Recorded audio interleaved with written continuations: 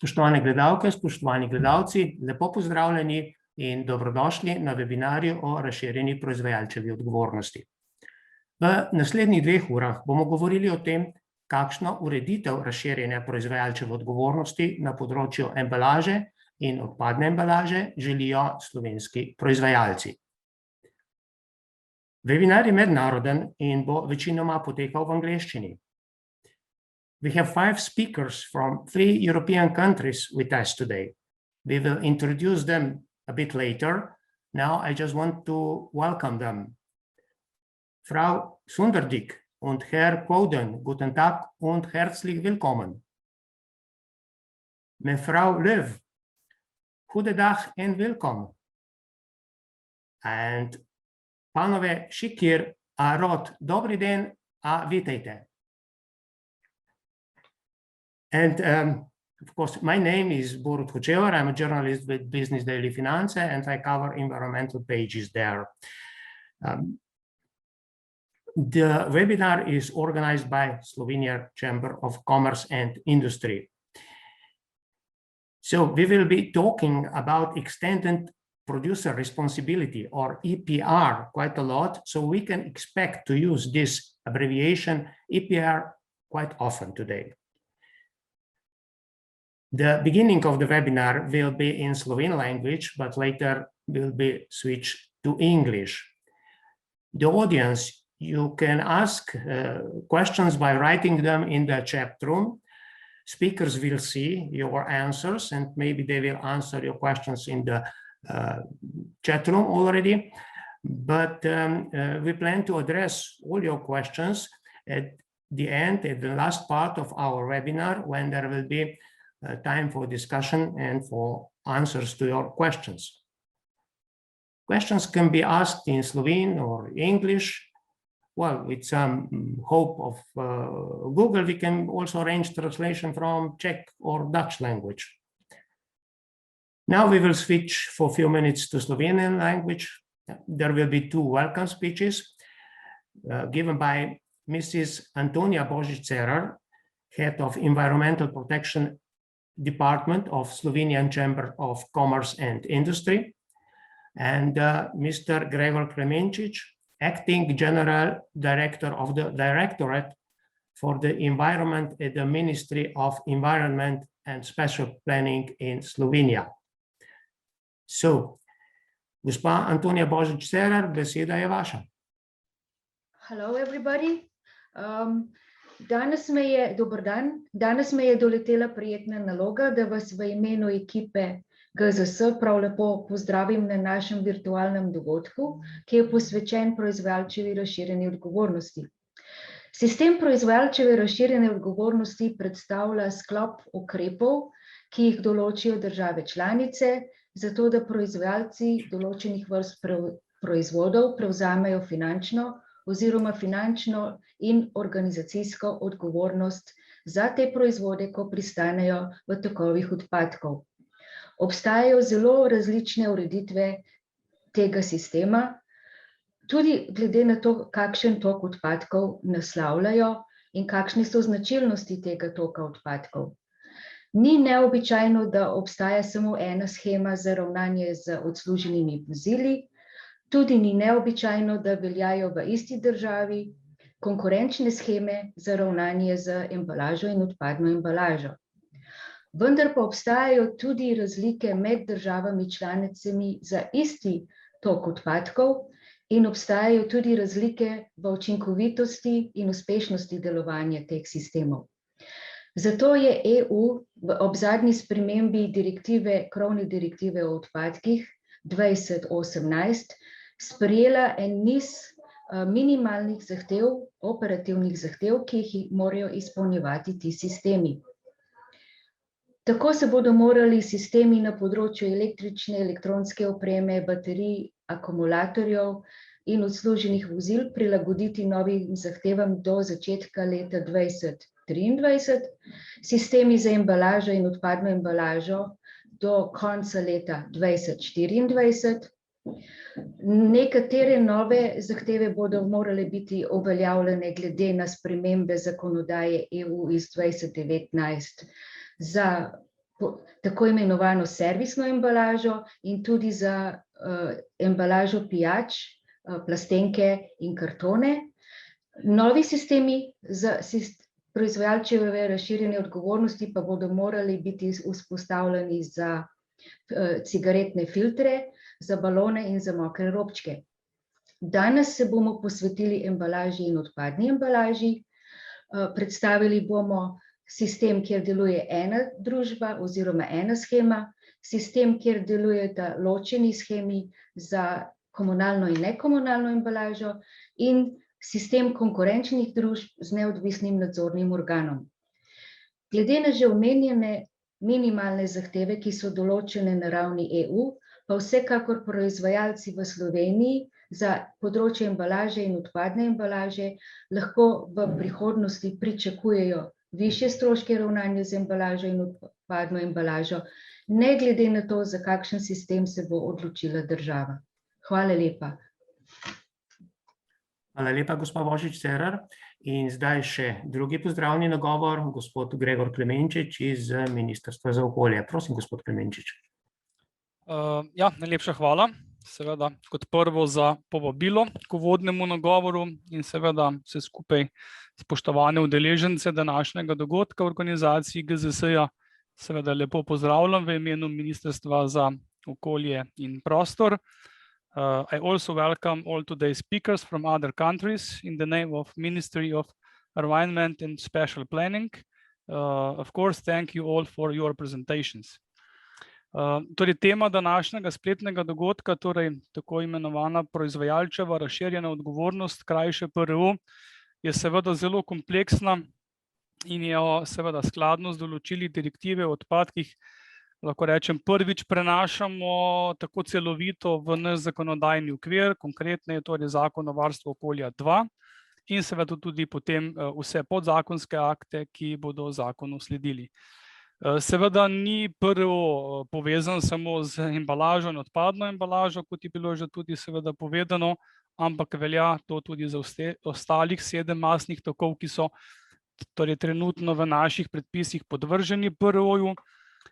Je pa seveda treba poudariti, da zaradi nedelujočega sistema na področju embalaže, žal to področje povzroča največ težav in tudi potrebnih finančnih intervencij države, da smo to seveda v preteklosti ustrezno urejali. Ključno je tudi poudariti doseganje okoljskih ciljev, za katere je seveda odgovorna država, zato je tudi prvenstvena naloga države odgovornost za ustrezne zakonodajne rešitve, da bo sistem PRO seveda delujoč in učinkovit, kar danes vidimo žal pač ni. V osnutku zakona za medresorsko usklajevanje, ki ga sedaj pripravljamo, seveda iščemo zakonodajne rešitve, kar lahko zelo jasno povem, torej v smeri ene organizacije za posamezen masni tok, ki je podvržen PRO-ju. ZVO2 bo torej v svoji vsebini jasno opredelil vse ključne vidike PRO-ja, še nekoliko o časovnici. Do sredine februarja je bil ZVO2 v javni obravnavi. Glede na kompleksnost zakona smo seveda pričakovali veliko pripomb in to jih veliko tudi dobili. Sedaj je zakon v fazi priprave za medresorsko usklajevanje, ki bo predvidoma v prvem tednu aprila. Odvisno seveda od vsebinskih pripomb ostalih ministrstev in potrebnih usklajevanj z njimi in končne oblike zakona. Potrebno bo seveda tudi uskladiti z službo vlade za zakonodajo, je po časovnici začetek postopka sprejemanja v državnem zboru pred poletjem. Seveda pa, kar se tiče PRO dela, je potrebno poudariti, da bo šlo seveda za prehodno obdobje, kar pomeni, da se prilagoditve delovanja sistema skladno z zakonom in tudi podzakonskimi predpisi seveda do tistih let, ki so opredeljene v direktivi. Še par besed o sami, kar zagotovo udeležence zanima, tudi uredba o embalaži in odpadni embalaži. Torej, uredba je bila zaradi svoje vsebine poslana v notifikacijo. Torej, izvedeni so bili vsi postopki v Sloveniji, za njeno sprejetje. Notifikacija je bila oziroma konec februarja zaključena, oziroma smo dobili se strani Evropske komisije pripombe, tako da smo v prejšnjem tednu pripravili končno vsebino in jo tudi poslali na vladno službo za zakonodajo. Sledi temeljito in aktivno usklajevanje z njimi in po časovnici, ki smo si jo zadali v začetku aprila, sprejem na vladi. Toliko bi imel jaz za uvodni nagovor, seveda najlepša hvala in uspešno delo danes. Hvala lepa, gospod Klemenčič. Hvala obema uvodnima govornikoma. And now we move to our speakers. The first one comes from Germany. This is Mr. Joachim Quoden. He's the managing director of EXPRA. EXPRA stands for Extended Producer Responsibility Alliance. This is a German non-profit organization. Mr. Quoden has many years of experience with packaging waste, and what is also important, he knows the situation in Slovenia very well. He will give us a general view of the system of expanded producer responsibility in Europe and beyond. Mr. Quoden, the microphone and the screen, they are both yours. Yeah, thank you very much. Thank you very much for inviting me to your webinar. And of course, I'm very sad that we cannot be with all of you today, because I remember many occasions in the last 20 years when we had the pleasure to be in Slovenia for the first time, November 2002. I looked it up when we were in I think your old conference center, when we had the first workshop about the way Slovenia could implement the packaging ordinance into your national law because of your accession status still in these days. It's a long time ago, and I think no one is remembering that you have been an accession country, as you have been such a valuable member of the European Union since such a long time. But I remember that there were friends from Czech Republic, from Ekokom were with us during this seminar. I think someone from Portugal, a colleague from Germany as well. So we presented 20 years ago our solutions, and of course Slovenia decided to take their own special solution, like all 27 member states, or 28, because our friends from the UK, they had their own implementation as well.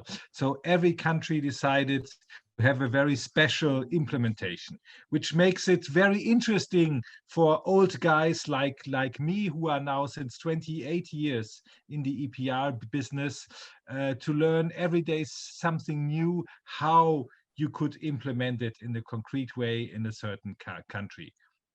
And that's somehow the richness of EXPRA as well, because we are a platform of currently 27 EPR systems, not only from the European Union, but many other European countries, but also from Chile, from Turkey, from Israel. So you see, and Canada, of course. So you see a quite richness in experience, and we try to learn from each other and to promote the best practices, minimum from our understanding, how you can do it in the best way for our society. Just to remind you, extended producer responsibility, that in first place, this is an individual responsibility put on the shoulders of a company.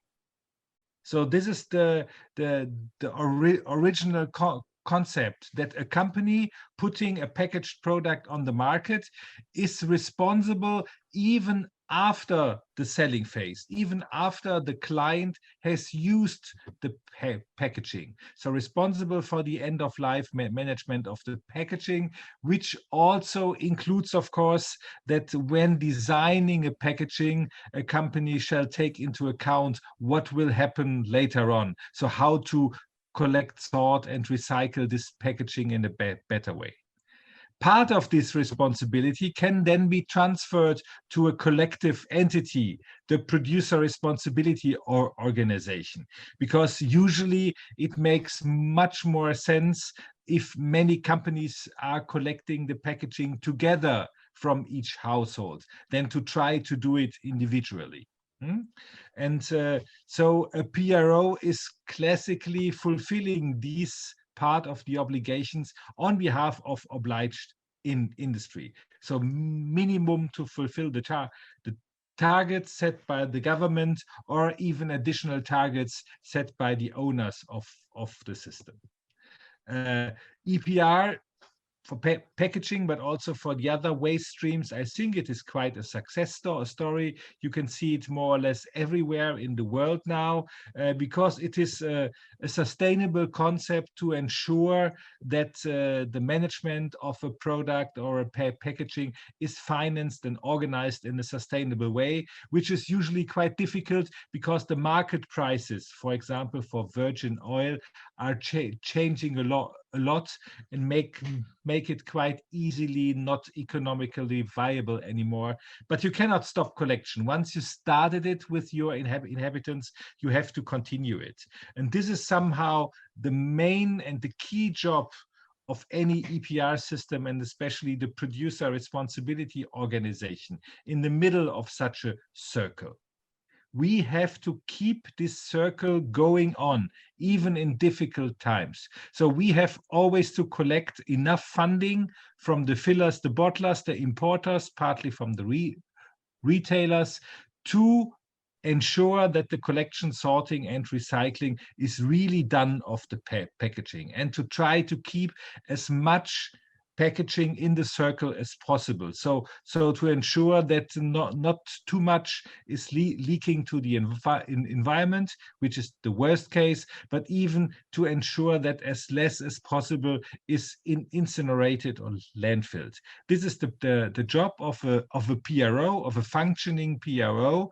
And of course, each of the other stakeholders, as you can see here, have an important role as well. So even if the PRO is doing its best, if the rest of the stakeholders are not doing their job, the circle is not moving in the right way. So this is somehow the responsibility of a PRO, or in competitive countries, of many PROs together, to ensure that all the stakeholders are doing their job in the best way. Of course, EPR is just a concept, a concept, not a business plan. That's why it is different from country to country, because it's not only the EU legislation which is telling us how to design an EPR system. Of course, the national governments still have some room for maneuver how to design it. And of course, the owners of a PRO, they can take a lot of decisions as well. Obliged industry, if they own the PRO, or the third parties that are owning the PRO. They can take a lot of different decisions as well.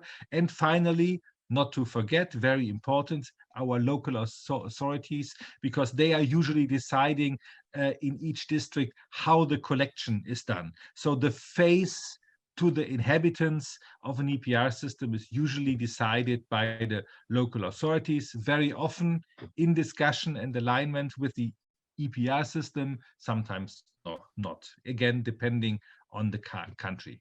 And our job as a PRO is to register all the companies that are being part of our system, and to ensure that they are reporting all the packaging put on the market to us in the right way. So to ensure that our members, our companies are not free riding, not only a little bit.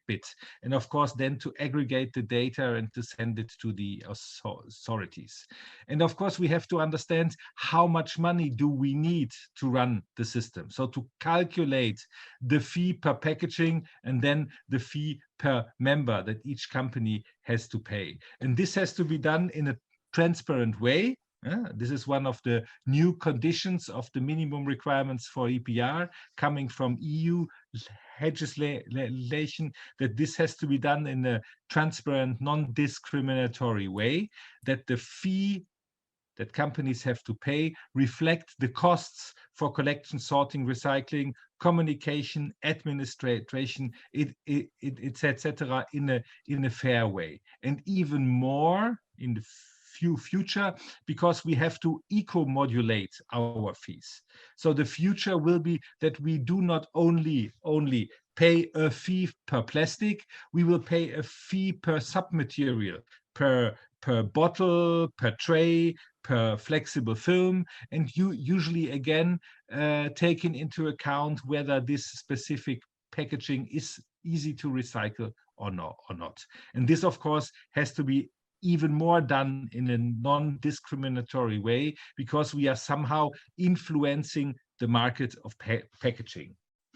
We have to ensure, of course, that the operations are functioning, that the collection done in Slovenia by the local authorities is done in the best way. And in the future, the Slovenian industry will have to finance this collection as well. Up to now, this is done by the local authorities. In the future, following EU law, this has to be paid by obliged industry as well. And then, of course, what we collect, we have to sort and to recycle. This is the target, to recycle as much as possible, because otherwise we are not able to fulfill the minimum recycling target. And this is, of course, extremely important, that we know exactly who is responsible for which amount of packaging. This is easy if you have one PRO, because then the one PRO is responsible for all collected material. If you have several PROs, you have to have a mechanism to understand which PRO is responsible for which amount of packaging collected by the municipalities. And as far as I understand, this was from time to time a little or a big problem in Slovenia in the past, but the European Commission has understood this challenge as well, because they have now decided, together with the member states and the parliament, that if a government is allowing competition, they have to create a so-called independent entity, independent agency that is steering and monitoring the competing PROs. And one of the jobs is usually to understand who is responsible for which part of the collected packaging. But of course, it's not only about collection, sorting, and recycling. It's also a very important part to help the obliged companies to reduce the necessary amount of packaging, to understand which is the best packaging for their product. And so usually PROs are developing tools and initiatives to increase the sustainability of the packaging, not to talk about the necessary communication and awareness raising campaigns, because it is so important that our inhabitants are sorting their packaging in the best way. If you put bad quality into the sorting plant, then you get bad quality out. Shit in, shit out. This is a very easy waste management term, but it tells you, as better the quality is that the inhabitants are sorting, then it is easier to recycle it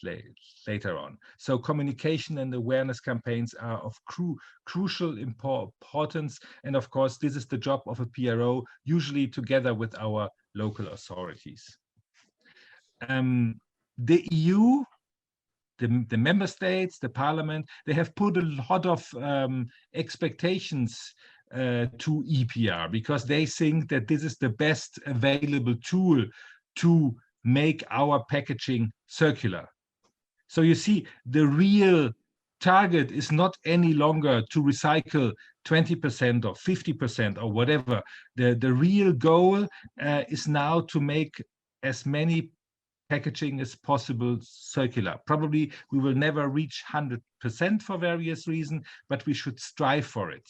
And our obliged companies, if you see what the big companies, the big retailers are committing in Europe or even globally, they are promising to do everything to make their packaging circular as well.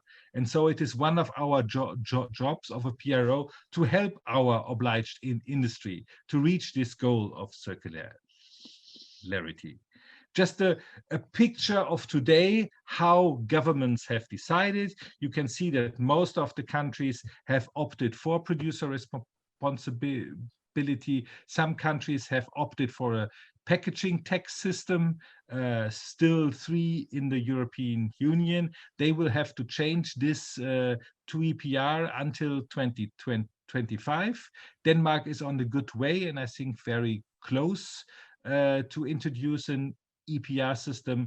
The plans of Hungary and Croatia are not really public and sometimes difficult to follow from an external perspective. And of course, our friends from the UK, they had opted for a totally different system. They are trading certificates, which should prove that something has been recycled somewhere, somehow, but they will change it now, or they announced to change it now to a continent approach of EPR as well in the future. So I think you will see a boost in the collection and recycling in the UK as soon as they have a functioning EPR system as well.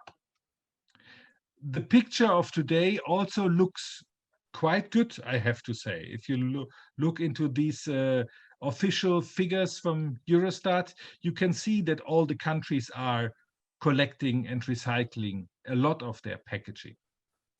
But I have to give a big but to this. This is calculated with the old measurement point. And the second but is that Eurostat had not the mandate to control and to question whether the data from the member state is right. Both will change. So the first big change is that the measurement point for measuring recycling will change. Up to now, the agreed measurement point was in front of the recycling plant. So what was sorted by the sorting plant, pressed in bales and then delivered to the recycling plants. This was more or less the measurement point up to now. I know there are rumors that some countries reported even what has been collected, so before sorting, but up to now the official one was in front of the recycling plant. This is changing now because we will move with the measuring into the recycling plant. So for plastics, that means that the measurement will take place in front of the extruder. So easy to understand example, a beverage PET bottle. Up to now, the bale of bottles that was given to a PET recycler was more or less counted fully as recycled. In the future, this will change because inside the PET bottle recycler, usually there is some sorting as well. They try to get rid of opaque bottles. They cut the cups because the cup is from a different material. And so in the future, they do not count anymore. So even for PET bottle recycling, you will have 5, 10, 15% less performance. Of course, if you can prove that the cup is recycled, this can be added, but this is an additional step you have to prove. And Eurostat has now the mandate to question the data, to make it understandable and to see, is this what is the reality is. And the EU will have especially for plastics, they will have an interest, a personal interest now to have the data as correct as possible, because from the non-recycled plastic part, they get money. Remember, the non-recycled plastic tax that the member states will have to pay to the European Union in the future. So the Commission has suddenly an interest that the amount of plastic packaging non-recycled is high, because then they get more money. So of course they will follow the member states and see, is it the truth that countries are claiming to recycle 60% of their plastic packaging? So I would guess that as soon as we will change the reporting, we will see a drastically reduced performance. So for plastics, even if you have measured up to now in the right way, probably the countries will lose 15 to 20% of their performance. So even more a difficult step in the future to reach the 50% in 25 and 55% plastic recycling in 2030. So even more important that inside the country any games are stopped, any attempt to just do cherry picking and so on. We will, in all the countries, it will be a big effort to do all our best to be able to reach the targets, to avoid penalty payments to the European Union as much as possible. Coming back very quickly to the current implementation of EPR, everything is possible. So you have EPR systems owned by obliged industry with a single service provider. You have competing PROs. You have in competitive situations where the PROs are sharing the infrastructure, like in Germany. We will hear more about this. You have PROs that have an exclusive right for some municipalities, like in Bulgaria, or even a parallel infrastructure like in Estonia, where all the 3 accredited PROs have to deliver collection infrastructure all over the country. So you might see plastic containers from all 3 PROs on the same square. Whether this makes sense or not, I think this is a different discussion. Operational responsibility with local authorities, without local authorities, full cost, part cost, shared cost. So really everything is possible up to now, but this will change as well.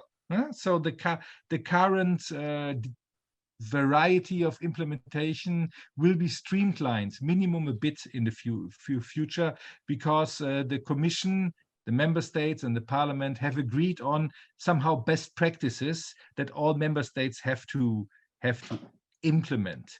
The so-called minimum requirements for EPR, Article 8A, and just to highlight, for example, equal treatment of producers. But what does this mean? This means especially that in some countries you can see today that the big guys putting a lot of packaging on the market are paying relatively less EPR fees than the small companies putting only a few packaging on the market. This is a discrimination, and this will have to stop. And at the same time, the fees, the EPR fees, will have to be publicly available. Which is not used in many countries as well. In Belgium, in Czech Republic, in Holland, and so on, you are able to see what obliged industry has to pay to the EPR system. In countries like Germany, this is a business secret up to now. How this will change will be an interesting exercise. I talked about eco-modulation, so not only having a fee for plastics, but to have differentiated fees taking into account the recyclability of a packaging. And recyclability, not one professor is able to recycle one packaging in his lab. In the future, recyclability will more or less mean, can you collect the packaging? Is it collected? Can you sort it? Is it sorted? And then as a 5th step, is there a market for the sorted material? Are there recyclers?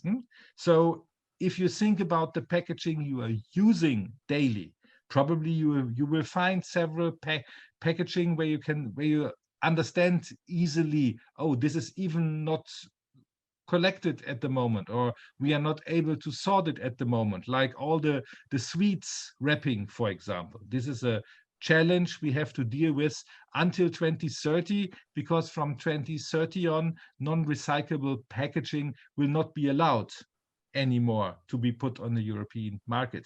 Again, as the infrastructure is so important, again, it is important that every country takes all the efforts together to ensure that we have the infrastructure to make our packaging recyclable, because otherwise companies will not be allowed to put packaging on the market. And I think this is not clear for many of us, that it is only 9 years to go up to now. And as I said, the independent oversight that a government has to install when allowing more than one PRO. So an entity like the central agency, and Bettina will tell you more about the job in Germany of this central agency, who should steer, monitor competition to avoid Wild West competition, as I call it, and to really ensure that everyone does his job and is not able to escape or to hide. We in EXPRA believe that it is extremely important that the government is putting clear roles to each and every stakeholder in the legislation. Each of us should understand what is my role, what is my job, and of course there should be no conflict of interest in the roles and responsibility. We believe that the PRO should be owned by obliged industry and work on a non-profit basis. We are a PRO is a steering entity that should organize something, a little bit like a minimum government, and the government should not make profit as well from their work. We should invest all the money that we are collecting from industry. We should invest for the circularity of our packaging. All the things you can read here as well. I will come quickly now to the end, just to tell you in 2 weeks there might be an interesting EPR webinar where some companies will report why they are thinking that EPR is a good way to go on, not only in Europe, but also for other countries as well. Thank you very much for your interest. And of course, I'm very happy to answer all your questions. Thank you. Thank you very much, Mr. Quoden. It was, excellent introduction to our webinar. You gave us a really detailed picture of what EPR system is and how it looks like in Europe. Now we will move to our next speaker, Mrs. Aurelia Leeuw. She is a Public and Regulatory Affairs Manager at Fost in Belgium. Fost is the private non-profit organization which coordinates the recycling chain of household packaging waste in Belgium, of course. She will tell us how the EPR system works there. They have 2 schemes only, one for municipal packaging and the other for industrial and commercial packaging. Mrs. Leeuw, please. Thank you. Let me try to share my screen. Is it working? I think so, right? All right. Thank you. Thank you for having me. So yeah, I'm going to give you kind of an introduction to how Fost Plus work. Like Joachim said before, there's EPR systems aplenty in Europe, and Fost Plus is just one of many. We were created in 1994 by the obliged industry. We're a nonprofit. We're a member of EXPRA. And so we see ourselves as the heart of the circular economy. Kind of, there's a similar slide in Joachim's presentation. Basically, we are connected to a number, or pretty much all stakeholders in this circular economy, and we're part of financing it and organizing it. So in Belgium, we don't have an actual operational aspect. So I don't have colleagues who go and pick up waste, but we do have a very hands-on approach. So we fully finance the operations, and we make sure that it happens in a certain way, but we're not actually vertically integrated. So we work based on an accreditation that's given to us every 5 years, and that determines really in details what kind of operations we're expected to finance and organize.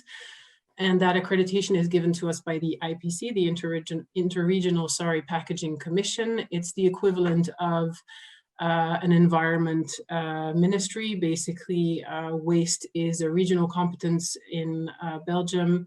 But there was a general agreement that this should be harmonized over the country. And so the 3 regions get together and formed that Interregional Packaging Commission, which has a power of oversight over us.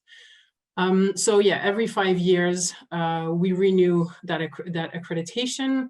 There's no obligation for us to be the sole players here, like anyone else can request an accreditation, so long as they fulfill the rules or the framework that's set by the IPC.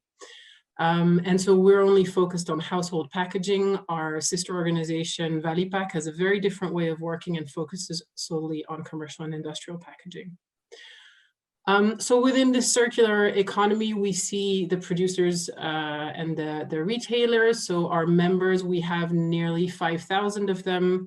And so they pay a green dot fee to us to take up their responsibility for the wastage of their packaging. I'll talk more about it later in my presentation about how we calculate that green dot fee and how it's really based on a granular view and trying to allocate direct costs as much as possible to materials. So you put a certain material on the market with a certain tonnage, and the price that you pay is as much and as closely linked as possible to what it actually costs to be collected, sorted, and recycled. The citizens are an incredibly important part of this chain, of this circular economy. They're the ones who need to sort for us to be able to sell the material correctly, for us to have higher recycling, the highest recycling rates possible. So we have communication channels directly to our citizens, but we do this also in majority with the local municipalities. There's budgets that are allocated towards awareness, communication, etc. So our municipalities are organized into intermunicipal organizations. There's about nearly 600 municipalities in Belgium, but we have 35 of those organizations that, you know, do the waste collection together. And we have contracts with them that detail what kind of scenarios we set up for the collection of which streams of packaging waste, at which frequency. And based on that contract, we fully pay, we fully cover the costs of collection and sorting. So that's 100%. And I'm going to go a little bit more into detail on this because it's an important aspect of how we work. So if an intermunicipal organization decides that it doesn't want to provide transparency over the cost that it makes, and therefore it becomes impossible for us to negotiate what is exactly 100% of the cost, which costs are really packaging related and which aren't. If, for instance, for some reason, a municipality decides it doesn't want to give that transparency, then it can opt out and it can choose for a reference cost. And so our authorities determine every year the reference cost per type of packaging waste. And that reference cost is based on an average of what it actually costs to collect and to sort this packaging waste. And it's based on our basic scenarios, which we deem to be the most efficient. The assumption is, and that if you opt for something else, a different scenario, or you know, if you decide not to work along, that the reference cost is likely not going to cover your full cost, your actual cost of your operation. So you have a financial incentive to go to a certain extent in our direction. And again, like, this is a contract that's laid out with the authorities, with the 3 regions, and that determines, okay, glass is going to be collected in bring banks, you know, paper is going to be collected door to door at this interval, etc. So there's freedom for the municipalities to opt out, but typically financially they have all the reasons to go with the systems that's laid out together with our authorities. Intermunicipal organizations typically will opt to have a private operator do the collection rounds. That happens. Some of them have their own services, some will outsource. When outsource takes place, this happens through a public tendering process. So it's a transparent process in which it's clear how the candidates are designated. And the invoice is basically directly paid by us. There's no questions. So, you know, again, based on this contract that's established that says this is the scenario, the collection scenario, the sorting scenario that we do, and that's what we pay for 100%. And so in the icons on my slide, so there's this one side, the intermunicipal organizations and the private operators, and then finally the recyclers. And it's important to know that Fost Plus is basically the owner of the sorted materials. So we also have full discretion as to who we sell those materials to. It means that we have opted to only recycle within Europe, within the European Union. We don't export to outside of Europe. We don't sell to traders where we lose visibility over where the materials go. So in terms of our ambitions and our strategy right now, we're looking to offer recycling solutions for all household packaging. Joachim told you earlier, in Europe, this is going to be an obligation for all packaging to be recyclable by 2030. We have a pledge to ensure that this happens by 2025. We aim to always collect more, to have higher recycling rates, and to work with the most efficient systems. And so we do that also by, you know, trying out new projects and approaching them with an open, dynamic, and efficient attitude. So the reason why I went into details earlier about how our cost structure and our financing structure is determined is because our key success factor is the uniformity of our system. Throughout Belgium, with the largest majority, you know, there's only few exceptions, you have your 3 streams of packaging waste. It's glass, paper, cardboard. Paper also includes graphic papers, newspapers. And PMD. PMD stands for plastic packaging, metal packaging, and beverage cartons. And these 3 are collected. So for glass in bring banks, they're separated into colors. And for instance, to go back to what I was saying earlier, where you can opt out of the scenario that, you know, is suggested by the authorities and by us, we have a couple of communes that decided that they wanted the glass to be collected door to door. And so logistically, it's a heavier system than bring banks, but also because at bring banks, you separate the glass into colors, we get a higher price selling it to recyclers than you would when it's mixed colors, for instance. So there's a number of reasons why basically that system, when communes are opting out of our efficient basic scenario, that system is more expensive. And so here it's a political choice to go for that. But typically, if you want to make sure that you're not having additional costs on your systems, you would opt for what is decided within our accreditation. So we have these 3 streams of packaging waste. And the last one, the one that we call the blue bag also, you'll see that it's a transparent bag and it allows an operator to directly see, okay, there's a sorting issue here. I'm going to refuse this bag. It can incur an actual fine, but so it helps also monitoring that at the source, the sorting happens correctly. So in terms of objectives, Belgium has a very strong habit of adding quite a bit of a layer to the objectives that the European Union sets. And this slide kind of shows this pretty well. In terms of plastics, the objectives from the European Union are that we are to recycle 50% of plastic packaging by 2025 and 55% by 2030. And in Belgium, we already have a 50% target for this year or for 2020. And a 65% target by 2023. So there's a massive acceleration that has been taking place in Belgium to ensure that we hit the target of 65%. In the past few years, we were looking at plastics we were closing in on 40%, and now we're seeing a quick acceleration. But the reason was that our PMD collection was only bottles and flasks. And we're currently in the middle of a transition period where we're extending the collection of plastics to all plastic packaging. So just to give you an idea, so we're going from 46% in 2019, we need to hit that 65% target. And so we have 2 major pillars to go there. And it's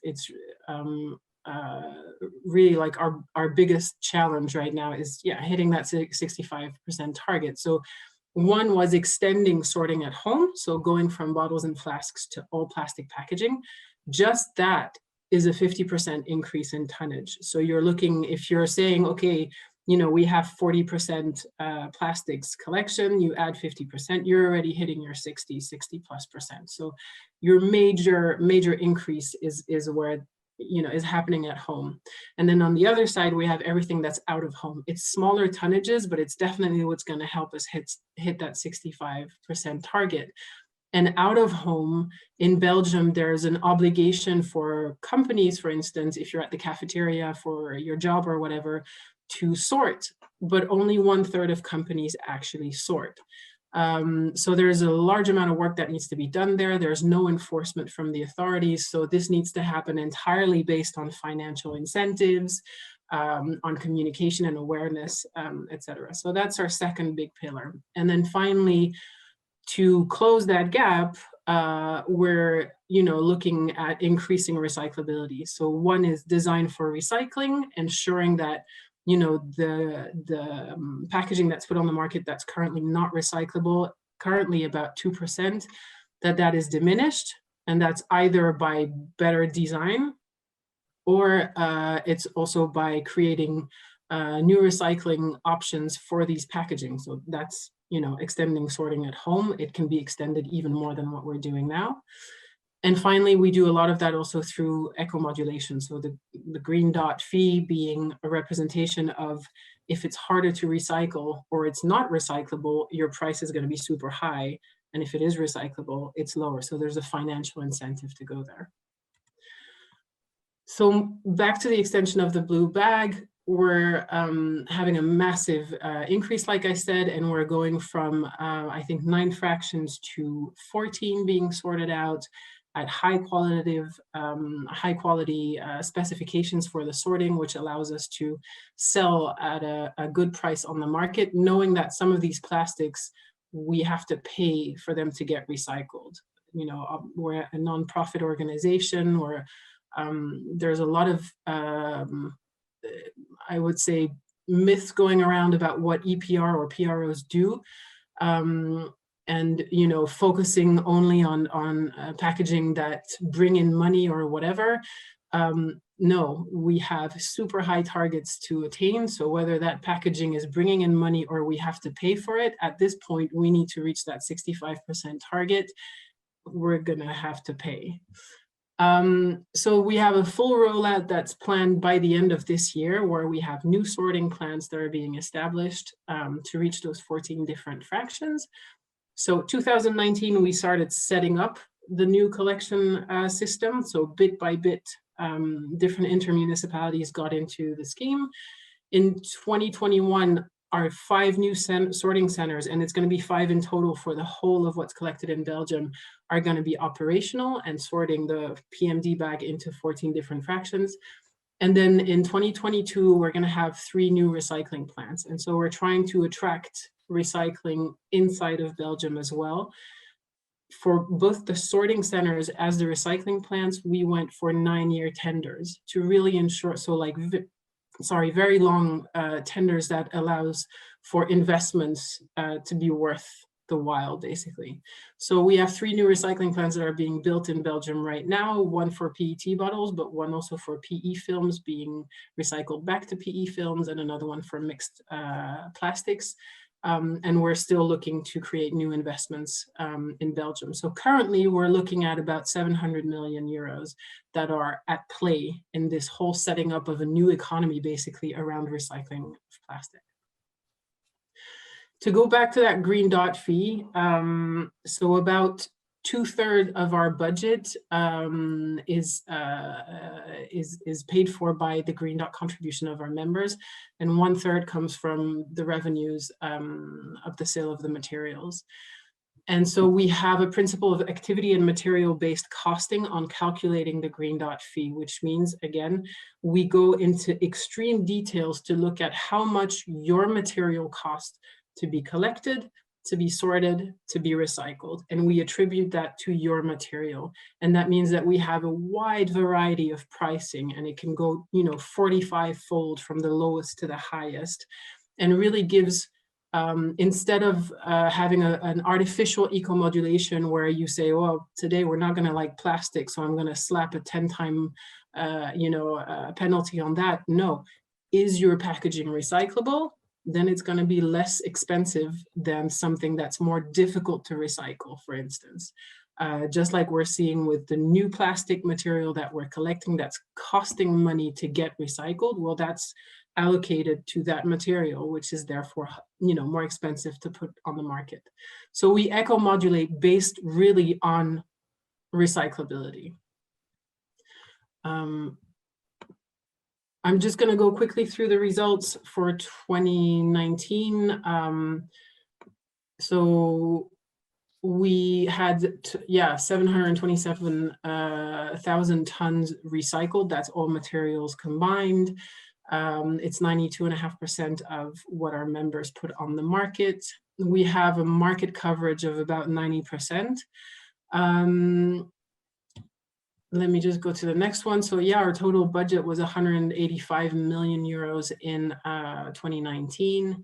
And just in terms of the cost per inhabitant, we're looking at a net cost of 11 euros per person per year. That's how much it costs to have this system running and to get to the results that we do.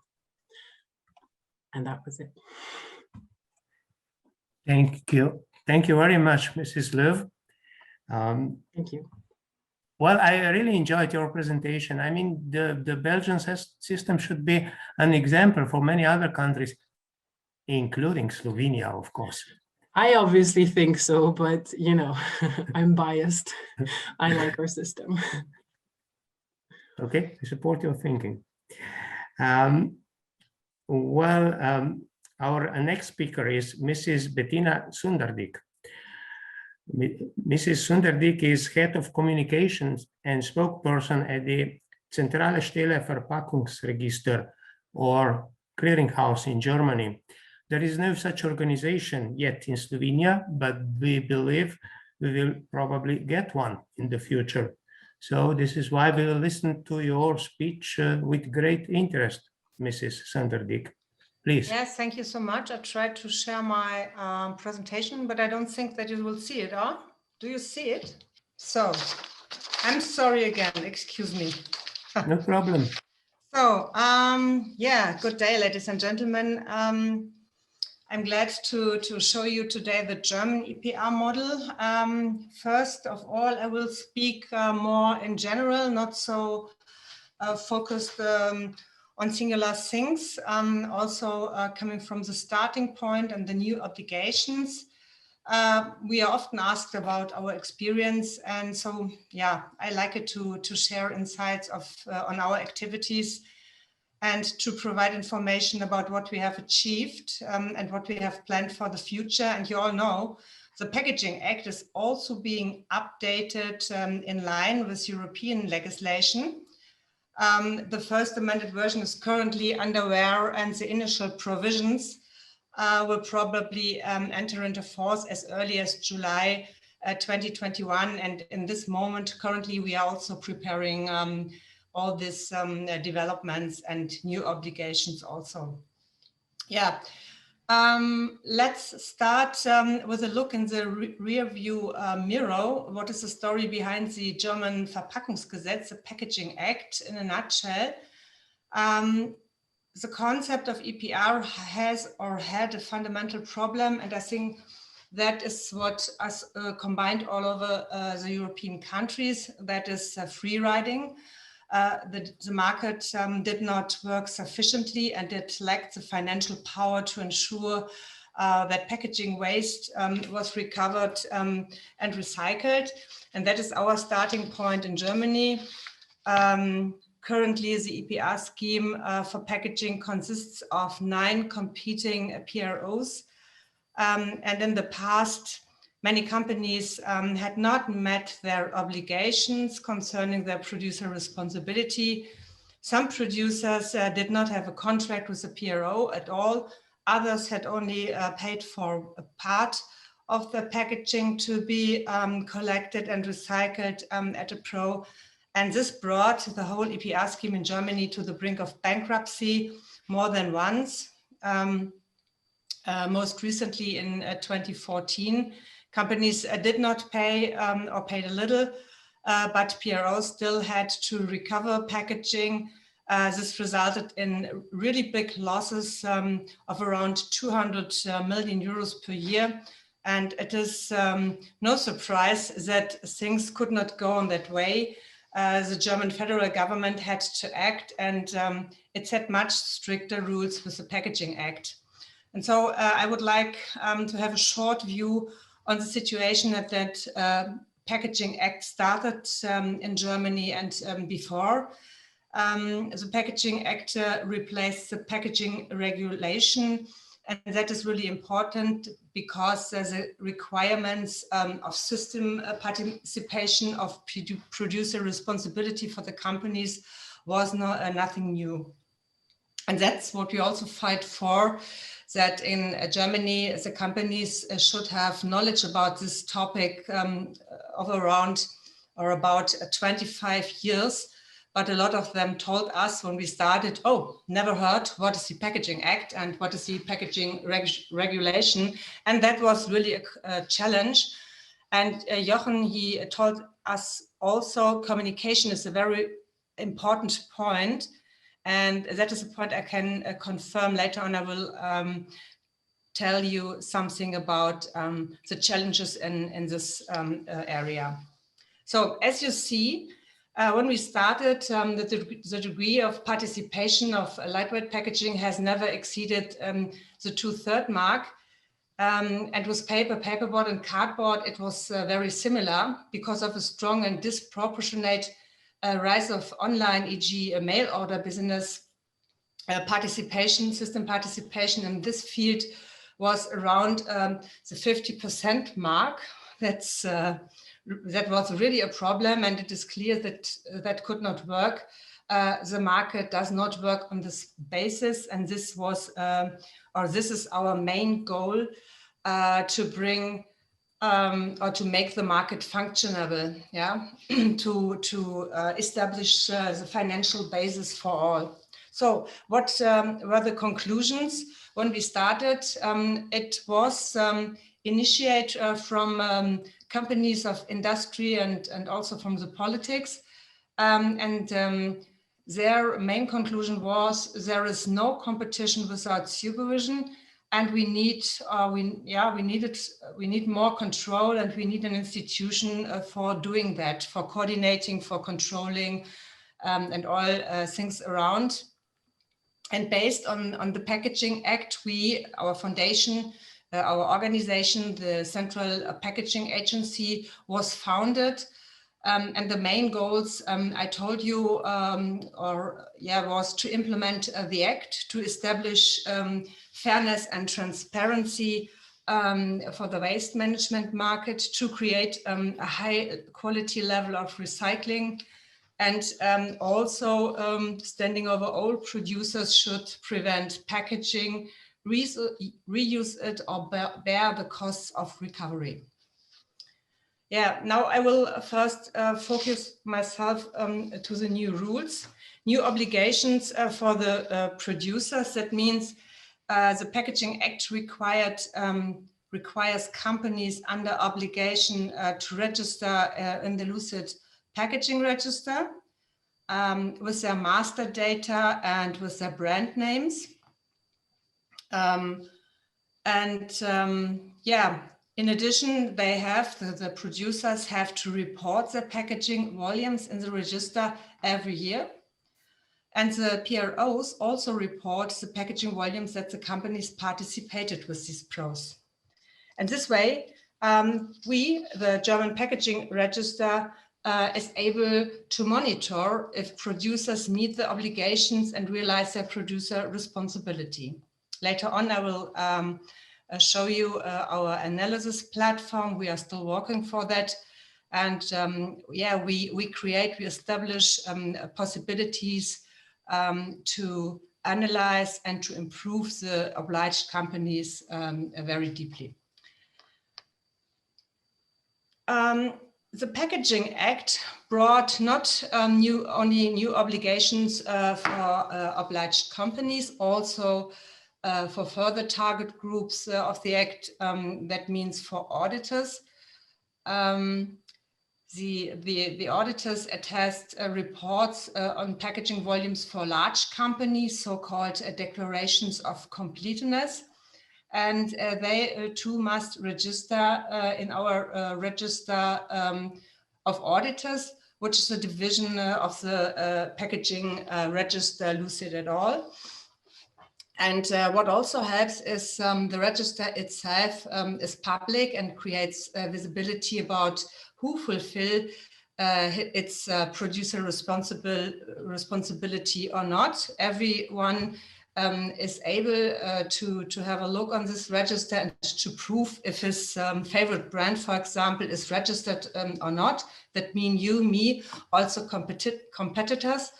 And that also helps because if companies are aware of their obligation, they will register themselves in our register. And the second step is to report the right number of packaging they bring onto the German market per year.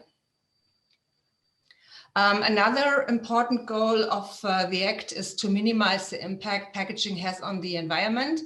To this end, the packaging register publishes a minimum standard, and this is actualized every year for determining the recyclability of packaging every year.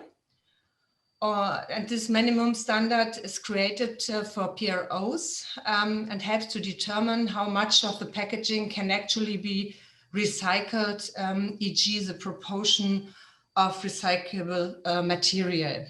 And the Act also aims to increase recycling quotas and the share of recyclates used in packaging.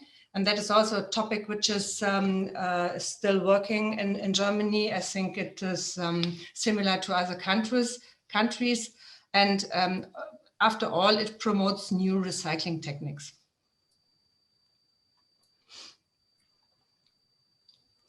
Yeah, I think I can go to the next slide.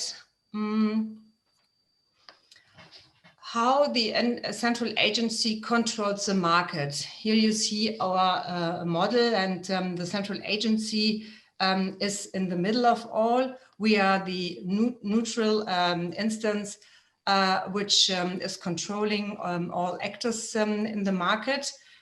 The Packaging Act levels the playing field for companies and PROs because it lays the groundwork for taking action against breaches of the law, for example, for not registering or for not reporting packaging volumes or for reporting the wrong number of packaging volumes. And the base is, I told you, after all, only a financially sound market can be effective. And yeah, what is the packaging register's role in all this? You know, we work since 1st of January 2019. We are the central unit of control, of coordinating in the whole packaging waste management market. And as such, we monitor the obligations of producers about their extended producer responsibility and the obligations of PROs regarding recycling quotas. But we also control the PROs regarding their reports of their data they received from the obliged company.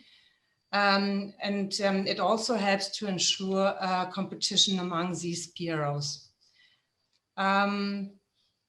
The central agency received data regarding the yearly packaging volume form from different parties, the producers and the systems, I told you, and we double check this data and detect deviations. And that is only the basis we prepare and we establish further analysis to identify deviations. And further on, we have also the right to define guidelines, to define standards, and to train auditors and all to make sure that the new rights and new obligations will be fulfilled.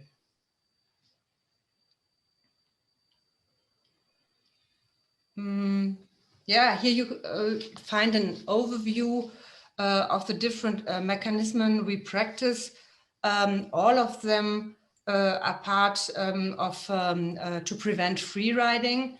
It shows the different areas of responsibilities of the central agency. Yeah, with the different types of register. I told you the producer register on the one hand, and on the other hand, the auditor register. We know very clear who is obliged. And yes, the challenge is to bring all obliged companies in this register. And that is for what we are still working for. We have still challenges in this area, but later on I will show you what we achieved now. And that is really impressive because we tripled the number of companies which fulfill or which make sure that they are part of system participation. Yeah, I told you we train auditors to use the standards we published. We monitor a lot the reports of the pros, the reports of the producers. That is also in an inside monitoring. We don't publish that because that would be a problem of competition. Yeah, we are responsible for calculating and improving the market shares of the PROs. We examine volume flow records as a basis for calculating the recycling quotas. A very important condition is that we define all the guidelines, standards, and instruments, also like the system participation requirement catalogs. I don't know if you know that instrument. That is really, really important to bring the companies into their obligations. That mean on this basis they can identify if the packaging they bring onto the German market is part of system participation or not. And I can say that in this moment we have reached a great awareness and also acceptance of this catalog. When we start, that was really also a challenge because a lot of the companies they defined by themselves if their packaging should be part of system participation or not. And that was the starting point, the problem why some packaging were part of system participation and others not. All of the guidelines and standards we define are coordinated with federal authorities as the German Environment Agency or the German Federal Competition Office. That is really important because of the data behind. Yeah, and a further condition which is really, really important to have, and I told you that we are still working in this topic to reach our goals.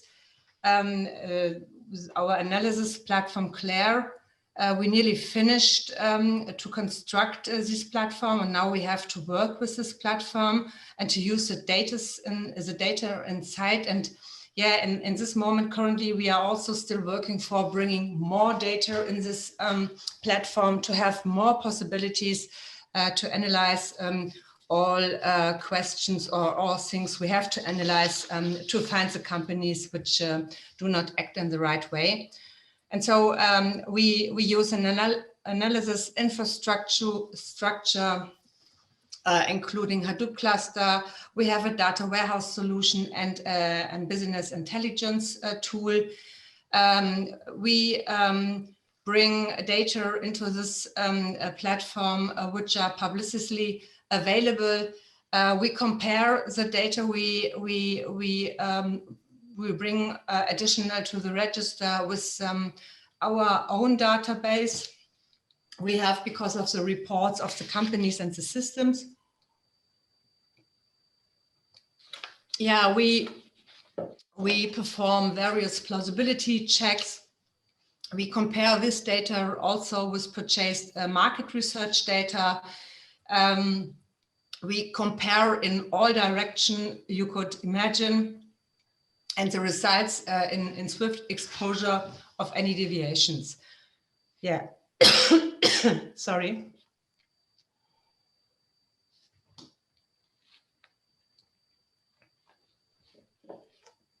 So that is the, I told you something about the system participation catalog, but I think that's not so interesting to go much more in the deep.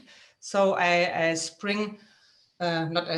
jump to the next slide. Yeah, that is the area we work within. You can see there are different actors we have to coordinate or to speak with or to develop campaigns or guidelines or something like that. We are a federal authority with statutory duties. The German Packaging Register legal and technical supervisor is das Umweltbundesamt, the German Environment Agency. And furthermore, there are a lot of actors within the whole systems of the state authorities and the state enforcement authorities. In Germany, execution is in the responsibility of the federal states. And yeah, we are still working also in this field and to give the federal states more information about deviations we found, and we are still working for digital documents we give to this federal states to make sure that they could fulfill their own responsibility of making execution. We have to inform the public on a very general level. The information about sorting is not in our responsibility, that is in the responsibility of the PROs. And they create a campaign all over Germany, and we will see how the results of this will be. But Joachim said it is really, really important for the systems that the quality, the quality of the sorted packaging is on a high level. Otherwise, it is not possible to make sure that that recycling on a high level will be possible. So we are connected with all system operators, currently 9. I told you, also with the auditors, we train them once per year, and we spoke with all actors which are part of the system, because it is really, really important to know the different problems or the problems of the different obliged institutions.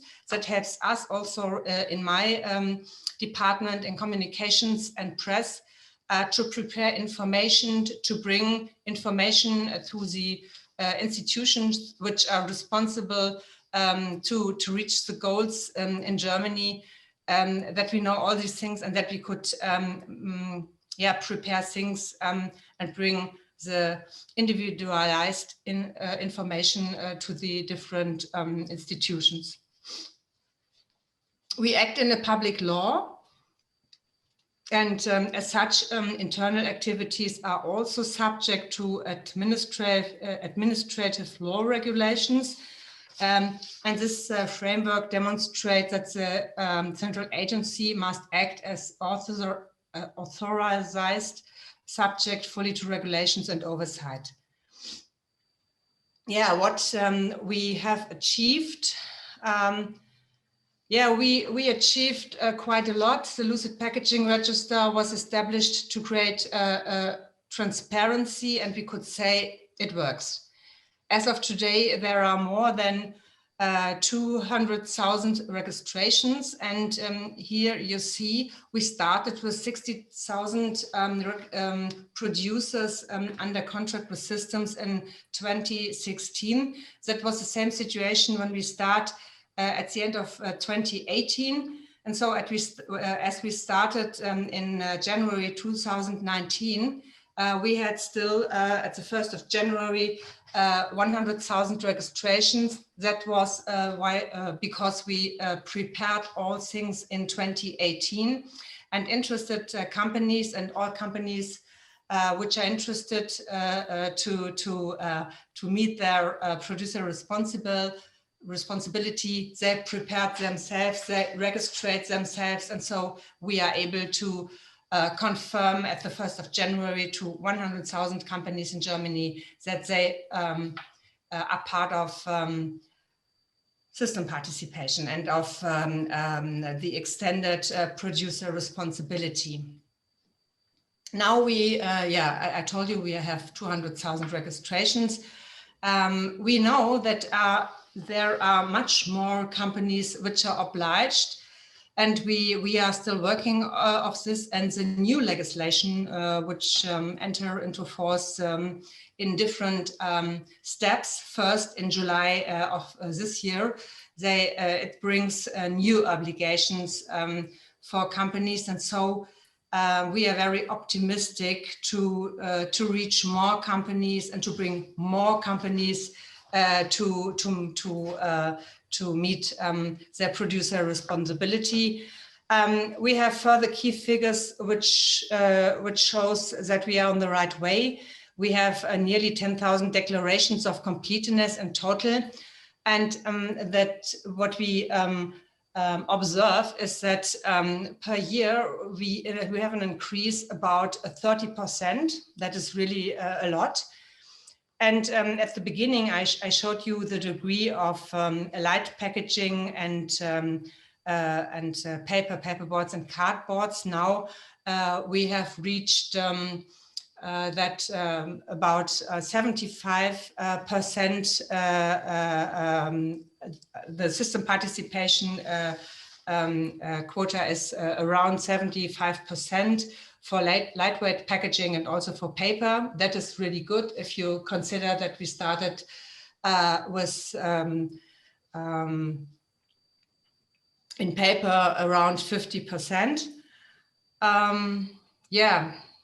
We are pleased to see that producer responsibility has become more important for German companies.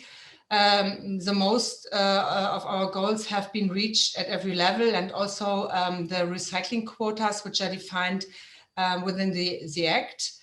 That means we have also progress in recycling.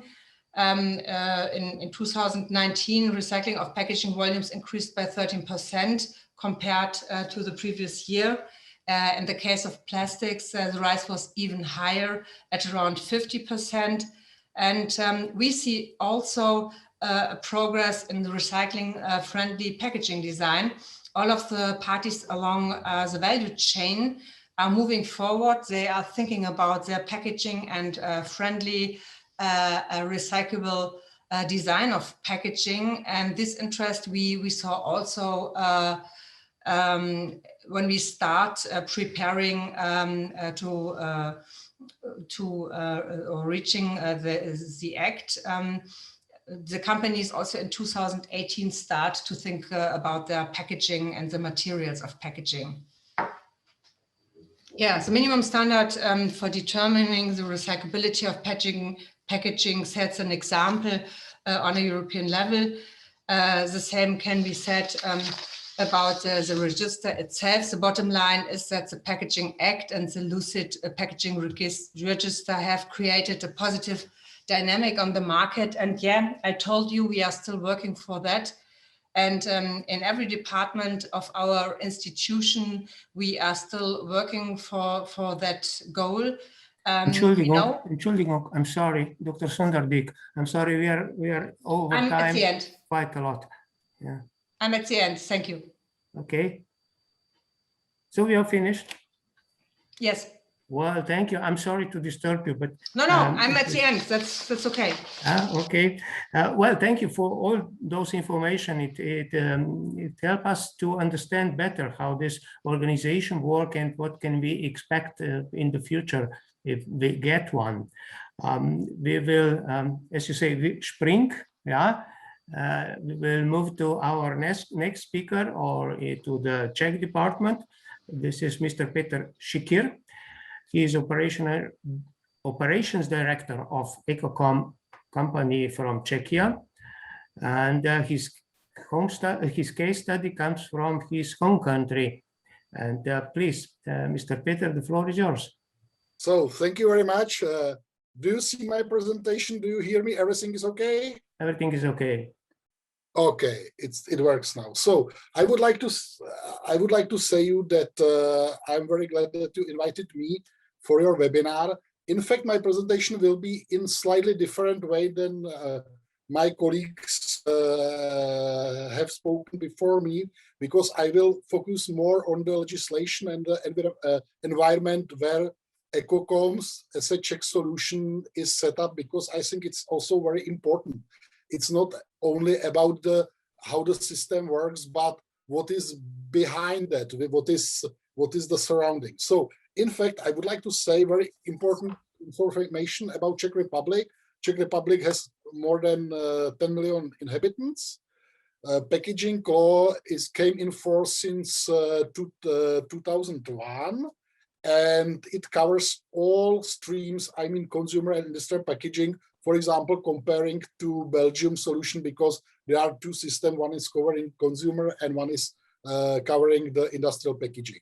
What is extremely important in setup Czech system is that fact that in Czech Republic we have 6,300 independent municipalities. It means that the mayor of Prague and the mayor of the smallest village with 16 people they have the same responsibilities. They have the same rules for the waste stream. It makes a slight different comparing to other schemes, the Czech solution. In Czech Republic, we have there is only one packaging recovery organization, but it's not defined by law, but it's defined by that there was no other successful potential packaging recovery organization who applied for the getting the authorization. In the beginning, I would like to mention few facts about Czech packaging law. I think what is extremely important for industry as running or operating the EPR system, for the partners in the waste stream, for us that are municipalities, sorting clients, final recyclers, it's a predictable, transparent, and stable law.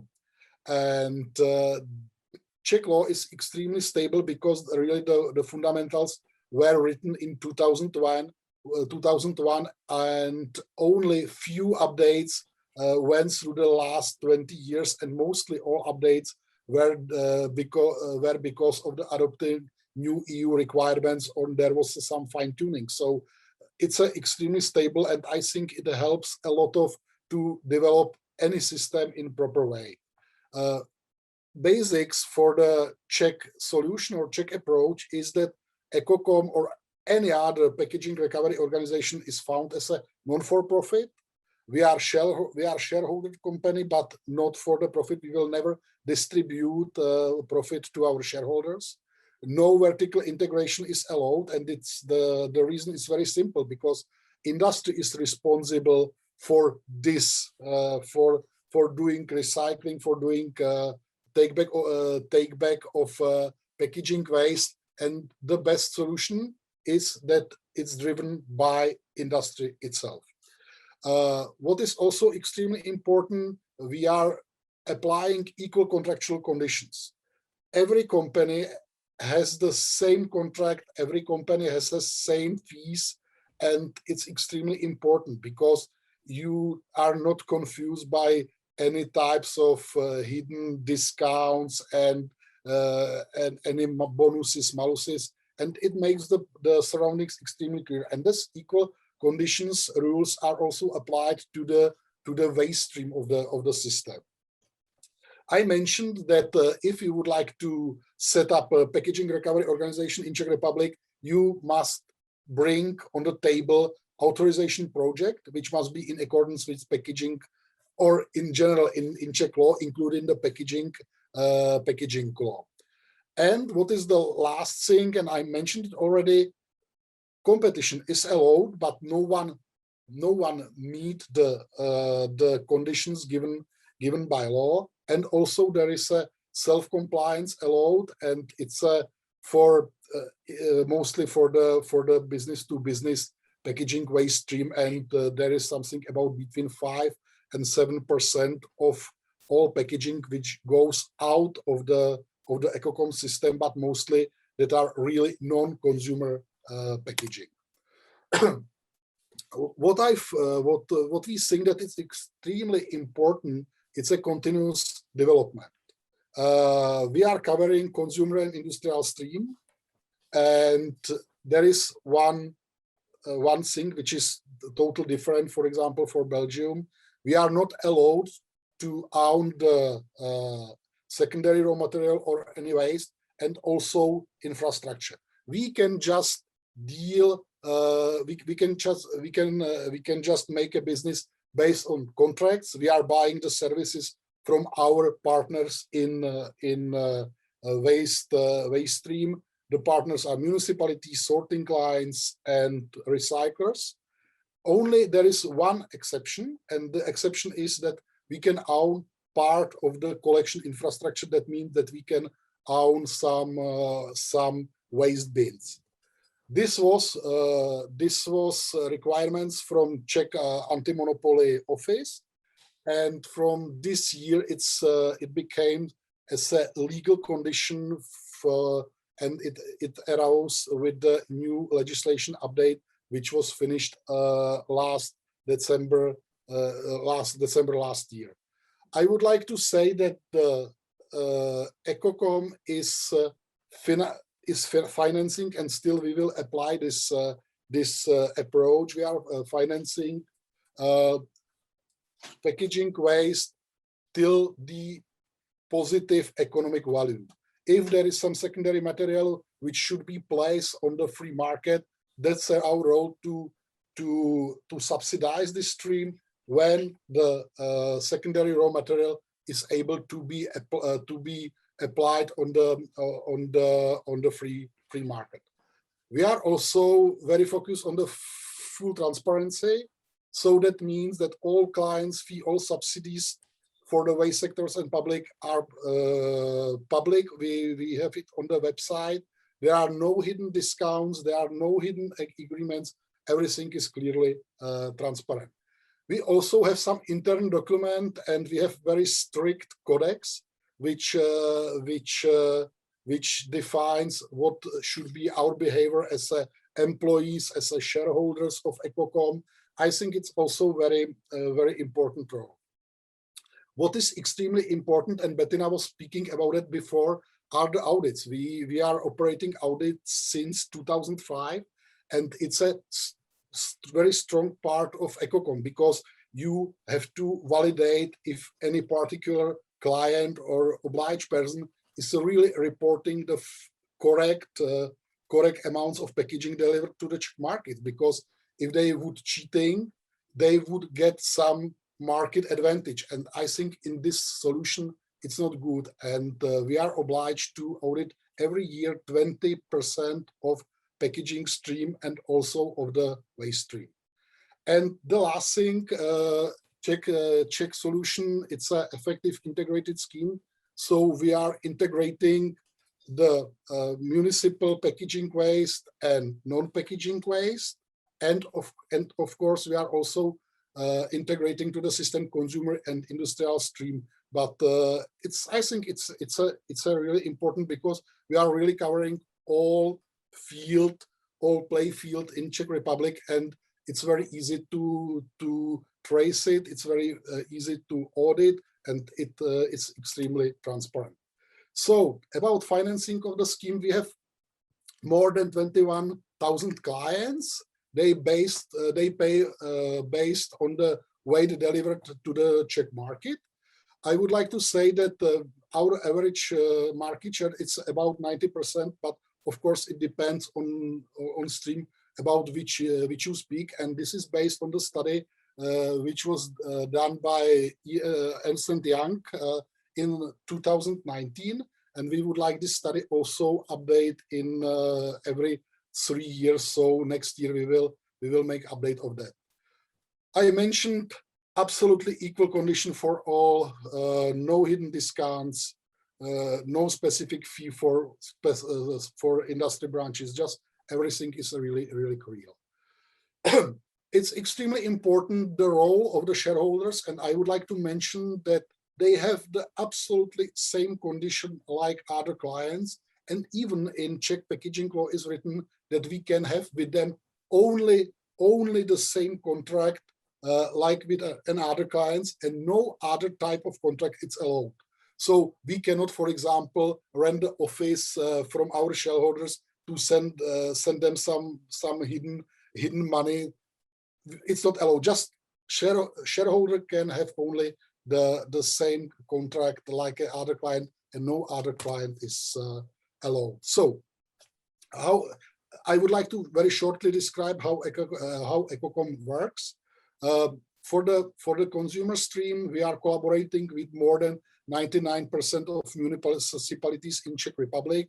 Remember, we have more than 6,300 municipalities in Czech Republic. We have 3 basic types of payment, or we are buying services from the municipalities, but we call it payment. We are paying per capita for take-back obligation. We are paying them for the collected ton from their citizens, and of course we have the bonus criteria. And it's for us only this is our only financial tool which we are applying to get effective way of the collection, better amount of collected waste. I would like to say that we are full cost system, so we are covering all costs connected with packaging waste stream in the municipalities, and also with connected with the industry stream. And we are collecting data about the economy from particular cities and villages.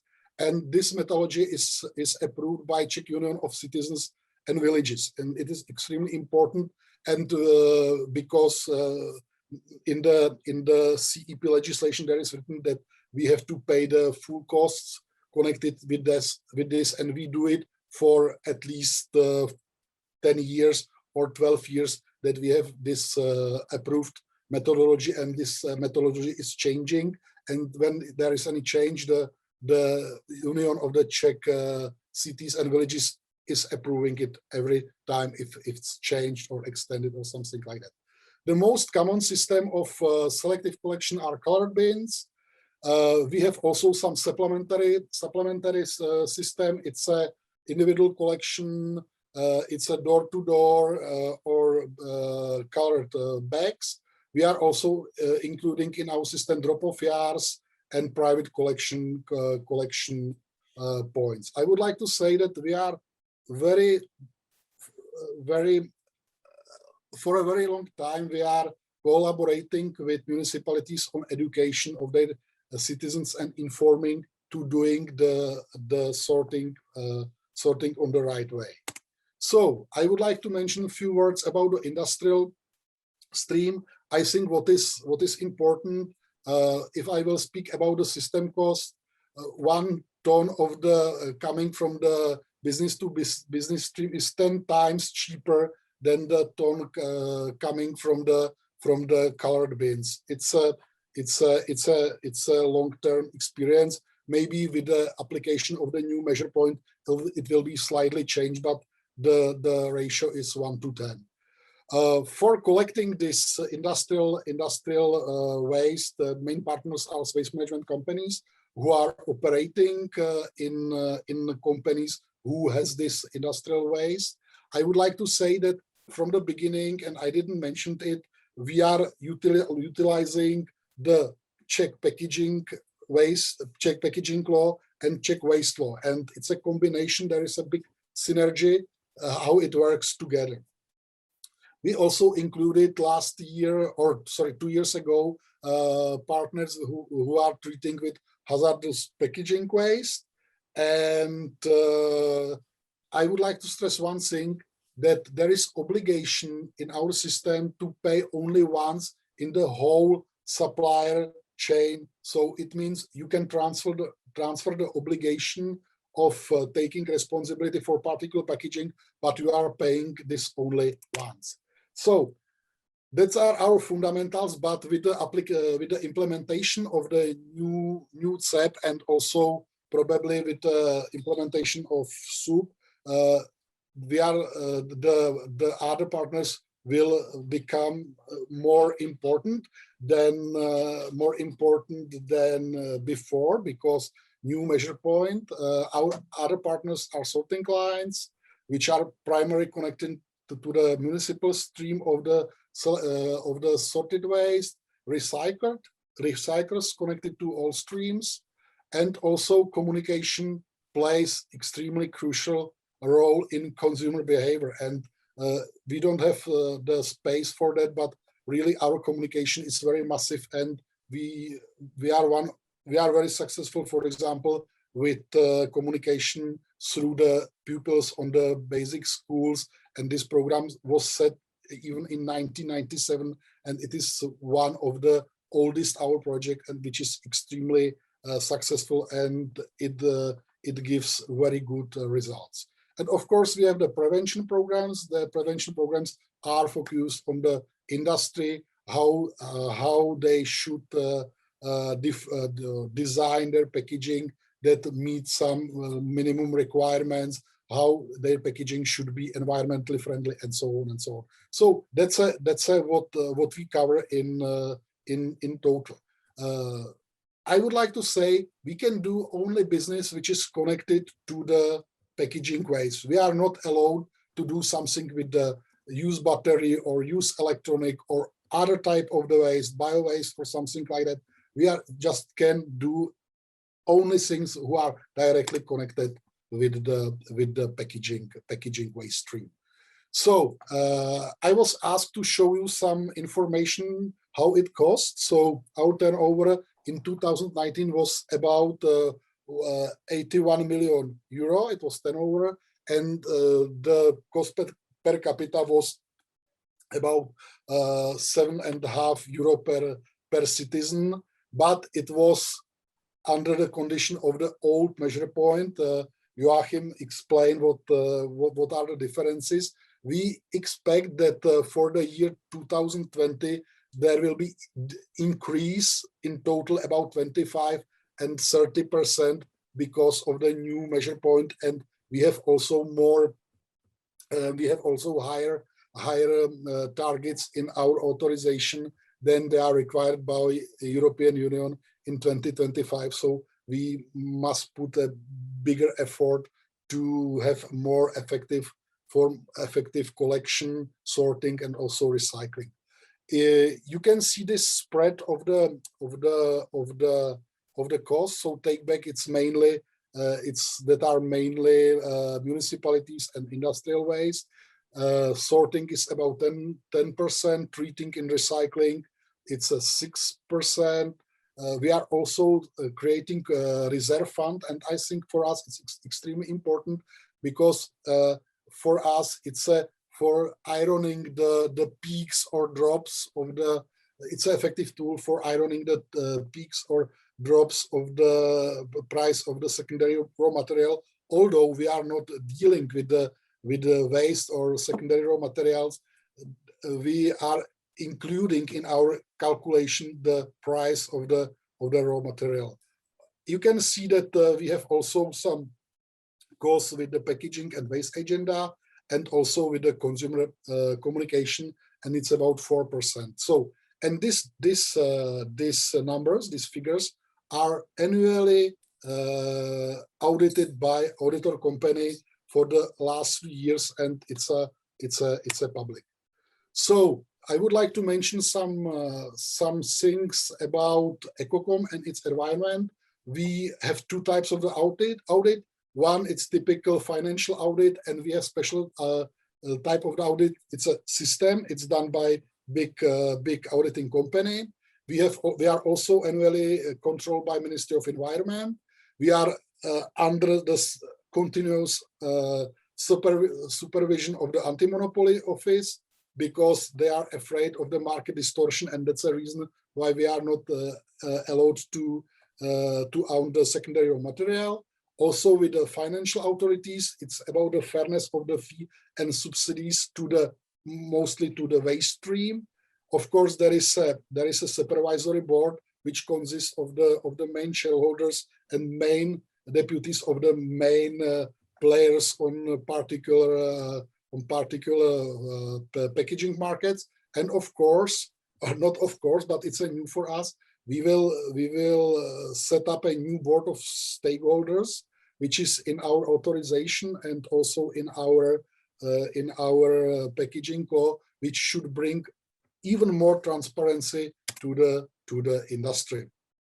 So it is the last slide, I think, and I would like to say what we feel as our advantages. Our advantage is to have this single system solution in that there is no confusion in communication toward the consumer. There is waste stream tracing is very easy because everything is under one roof in one house, and it's even for the state very easy to find the real streams, and there is no, it's a big problem, for example, for double count or for cheating. And other things, there is only 1 point reporting. So every company, every municipality, and especially for the municipalities, if there should be more than one system, there should report part to the one company, second part of the waste to the second company. It's a 1 point reporting. This single solution brings no discrimination for clients and waste partners because they clearly know how they will pay or how much money they will receive. And what is extremely important and what was successful for us in the last 20 years, we got the perception that we are part of the public services. And I think it's a extremely important, and it's a slightly philosophical question, because we have in fact benefit for the state because we are treating big part of the waste stream.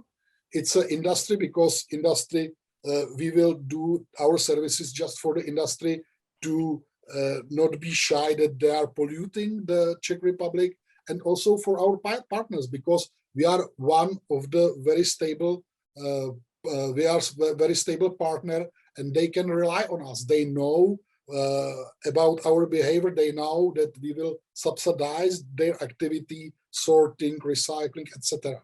And of course, it's extremely important. We are extremely important partner for municipalities. So I would like to stress one thing, that the predictability and stability, it's one of the key pillars of Czech solution, and transparency also. And that's a reason why Czech system is quite successful on the packaging waste market in Europe. Thank you for your attention. Thank you, Mr. Šikýř. That was the great speech, full of details. We understand the background of such a organization much better, and especially I liked your conclusion, stability, and what was the other, the predictability. Thank you. So our last speaker is Mr. Aleš Rod. He also comes from Czech Republic, from company CETA. This is, well, it's not a company, it's economic and market analysis institution. And he will present us some comparison between among EPR systems in the EU. I would just like to say that we are already over time. So Mr. Rod, please make it quick so that there are still some room for answers to the questions. Okay. Once again, thank you very much for an opportunity to speak here today and to be connected with destination of my every single summer holiday, which is Slovenia, at least virtually. My name is Aleš Rod. I work as a director of research activities at the Center for Economic and Market Analysis based in Prague. And together with my team, we analyze the efficiency of industrial organization. of EPR systems, mainly focused on monopoly versus competitive systems and its efficiency. I understand that I'm the last speaker, so the expectation on me is to be brief and fast, so I will do my best.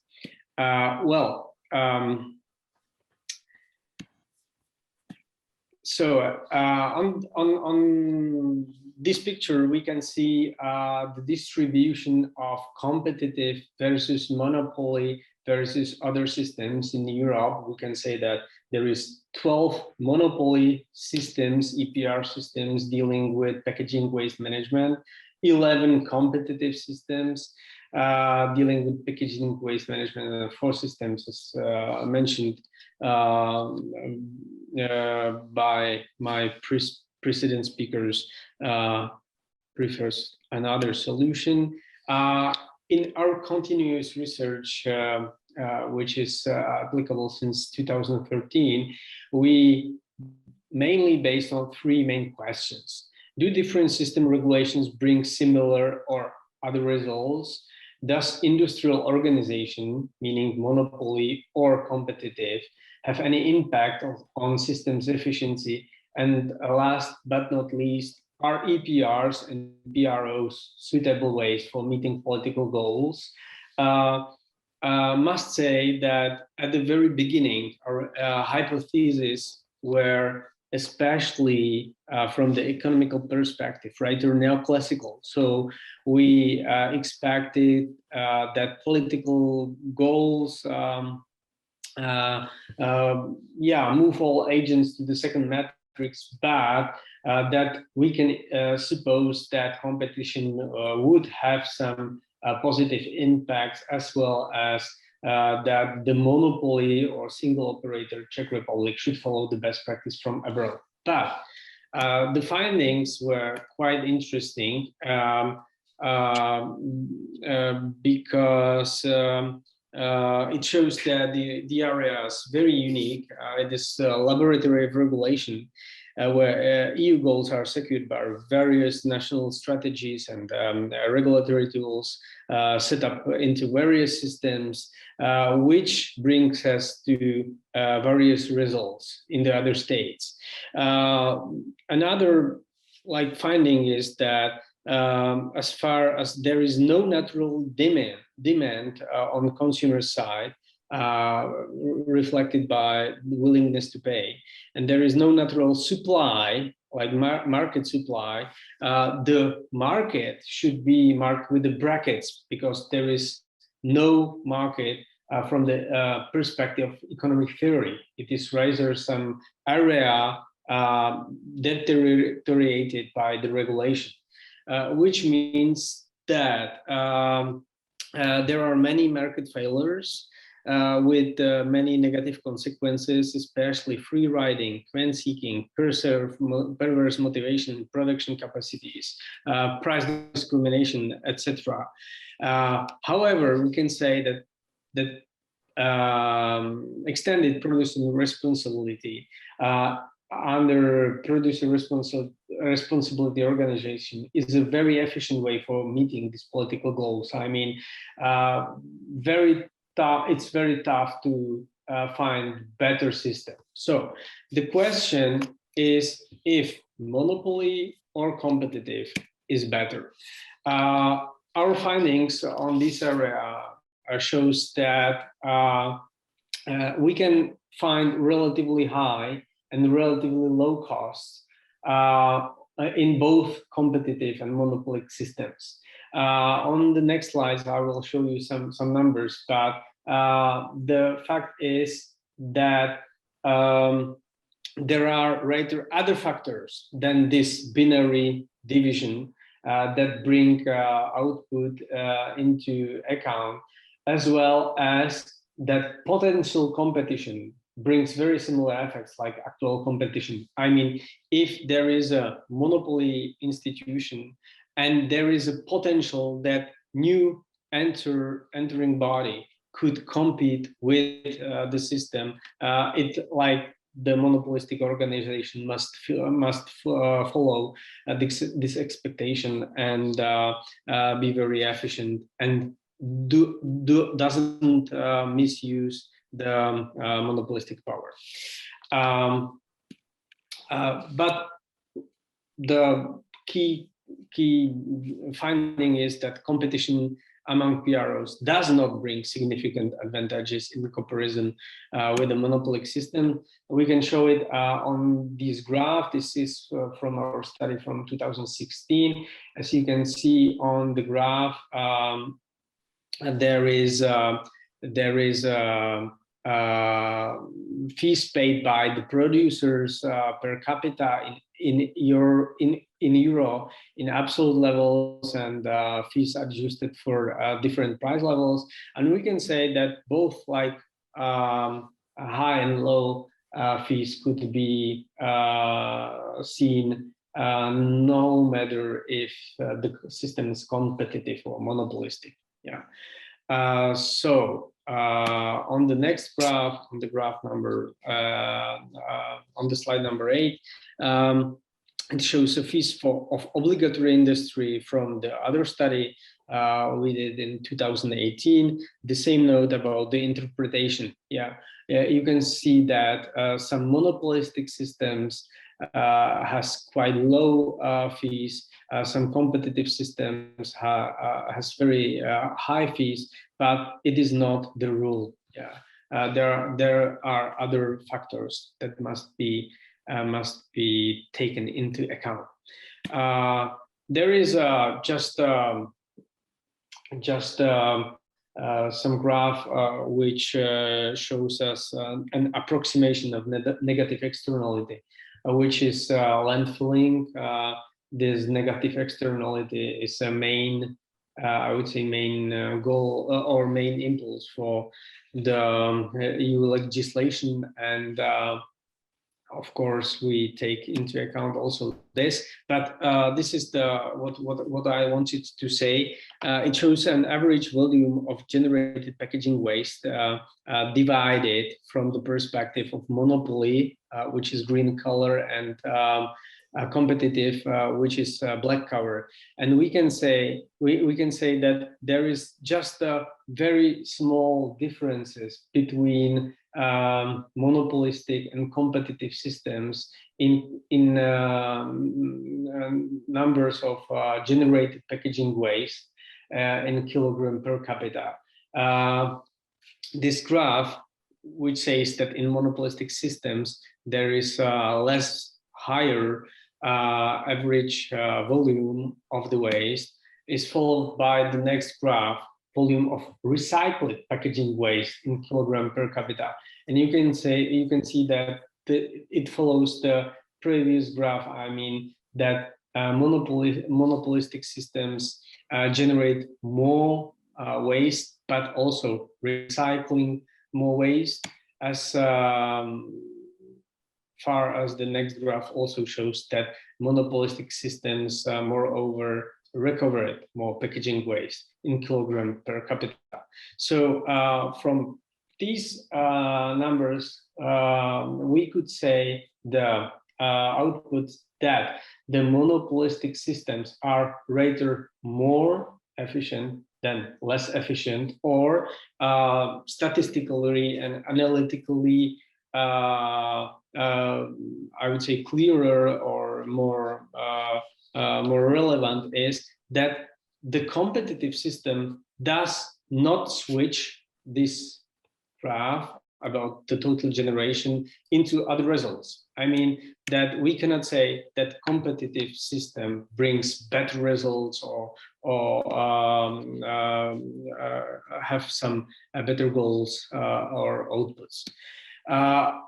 Another graph shows us the share of recycled packaging waste in percentage, and we can see that with exception of plastics, the monopolistic systems get better share of recycled packaging waste in total, and also in decomposition by individual materials.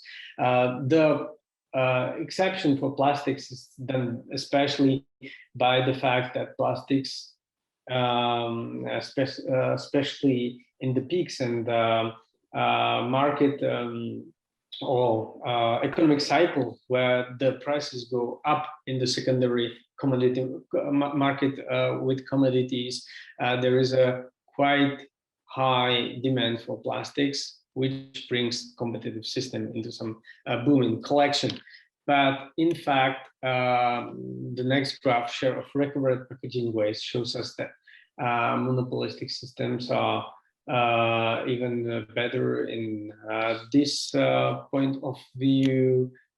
This is the update from our last study from the last year, which shows the very similar numbers. I mean, green is monopolistic, black is competitive, blue is other. The graph shows us the average rates of packaging waste, average recycling rate of packaging waste in total, and decomposed by in the individual material, and with exception of plastics, which I explained before, the numbers goes in favor of monopolistic systems.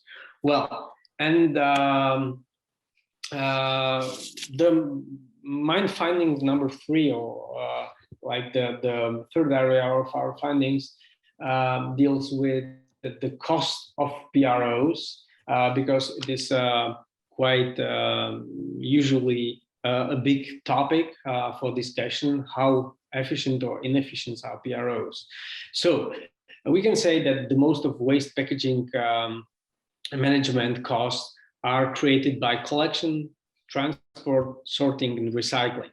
I mean, there is very low space for the next player or other player going into this system to lower prices or save the cost. Because if you look on this graph, you can see that from 85 to 90% averagely goes on operational waste management.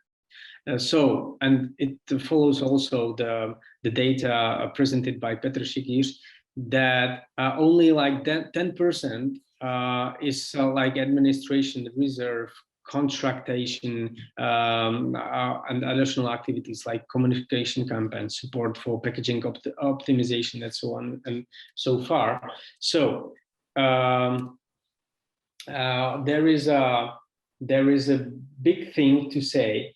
I mean that efficient packaging waste system needs both transparency and direct involvement of obliged industry for control and management, because if we compare monopolistic and competitive systems, we always touch the topic of administration and red taping, which is lower in monopolistic systems, because municipalities have only one contract with PRO, etc. There is no space for rent seeking, because as a one player on the area in the system, you have no such motivations.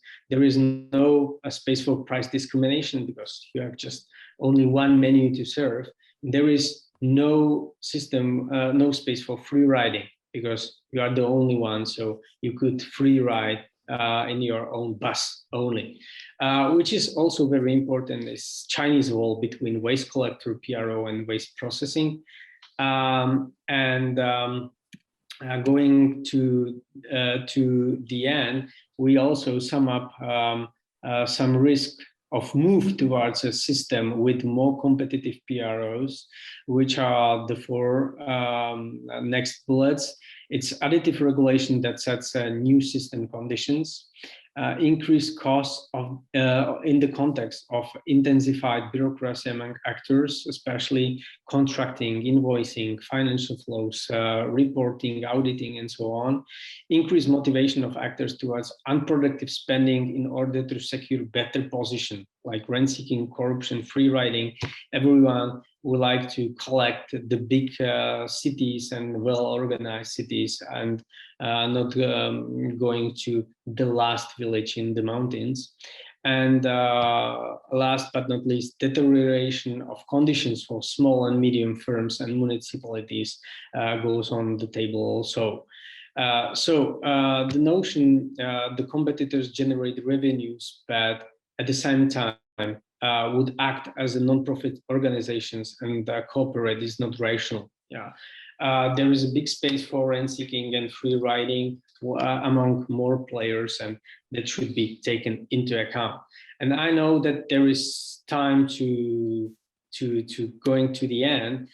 So on this slide, with these very small letters, there is like summarizing of all our research dealing with some criteria and competition versus monopoly. So you can read by that, because of course my presentation would be published in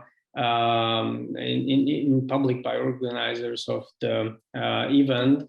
And very last two slides just go through 10 myths and facts about EPR and competition among EPR.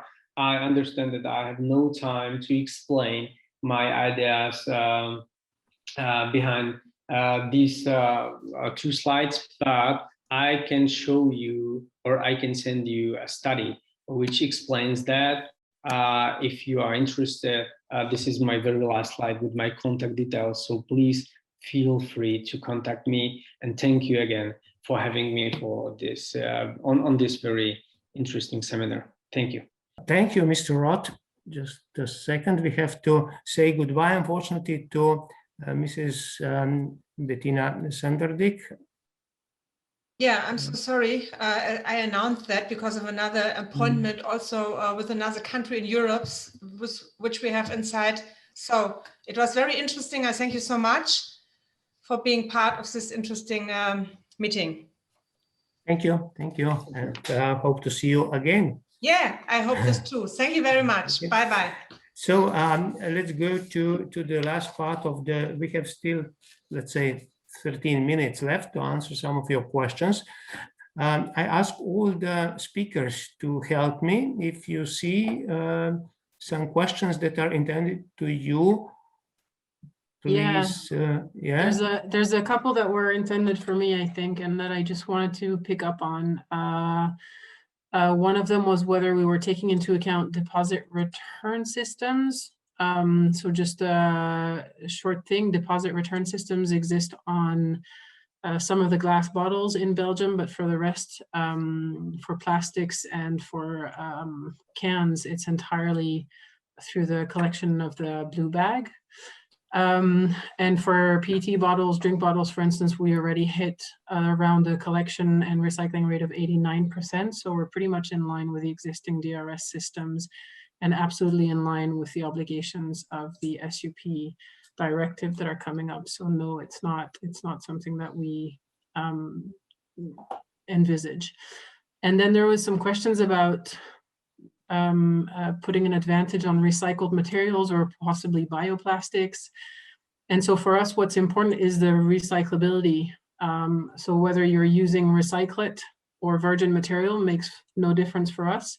The Waste Framework Directive talks about eco-modulation, but explicitly doesn't mention recycled content as a factor on which to eco-modulate. Despite that, we are thinking about it, looking into it, but our key principle in our eco-modulation is the actual costs. So if for us, typically adding recycled content to your packaging should be something that's pushed for somewhere else than in eco-modulation, but it is something that we are currently debating. What we do have in our accreditation is an obligation to send at least 25% of our PET bottles into bottle-to-bottle recycling. We've hit over 40% without forcing any of our recyclers into that direction in 2019 already. And our PET recycling plant that's going to be built in 2022 will do 100% of our bottles towards bottle-to-bottle. So we're increasing majorly without actually forcing anything financially. So that's one way of achieving more recycled content without necessarily eco-modulating. So I think that answers, I think they were like, oh, bioplastics. I was just reading an article earlier that Austria might be banning bioplastics. So, I mean, there's a lot of talk around bioplastics. Is it really more sustainable or not? If there's no recycling solution for it, it's not more sustainable. So we're not, at this point, there's no separate recycling stream basically for bioplastics. So we're definitely not considering putting an advantage or something on these at this point. Well, thank you. There was a question from Mrs. Božič to all of you. There are some such questions, but let's take one. It is expected that the EU will make some new regulations, some new demands, some new laws in the next couple of years. What do you expect? Will the cost of waste management go up because of that? Yes? I think seeing only the already approved legislation in the last years, you will see a big increase in the beginning for industry and probably for our inhabitants consequently as well. If I just see our EPR systems, if I see the front runners, which have already 100% responsibility for the costs, and even more if they take care already for anti-litter awareness campaigns. So like in Belgium, like in Holland, you see without big problems that there are 10 euros per person per year as costs. In Austria, which has a very broad scope of responsibility, you are with 15 euros per inhabitant per person, and this without the new targets. So if you just take this 15 euros per person, 15 to 20, and then you have to add the costs that we will have to cover for anti-litter removal, perhaps again 5 to 10 euros per person per year. So you end up easily with 25 euros per person per year times 500 million EU 28. So you are very easily with 12 to 15 billion euros for Europe. At the moment, we pay the EPR systems and the deposit systems, it is not more than 5 billion. So this is already 2 or 3 times more in the future. But for our inhabitants, you have to take into account that member states are obliged to collect textiles separately. Up to now, there is only France which is having an EPR system which is covering the costs for separate collection and recycling of textiles. In most of the other countries, this will have to be financed by local authorities, so by our inhabitants.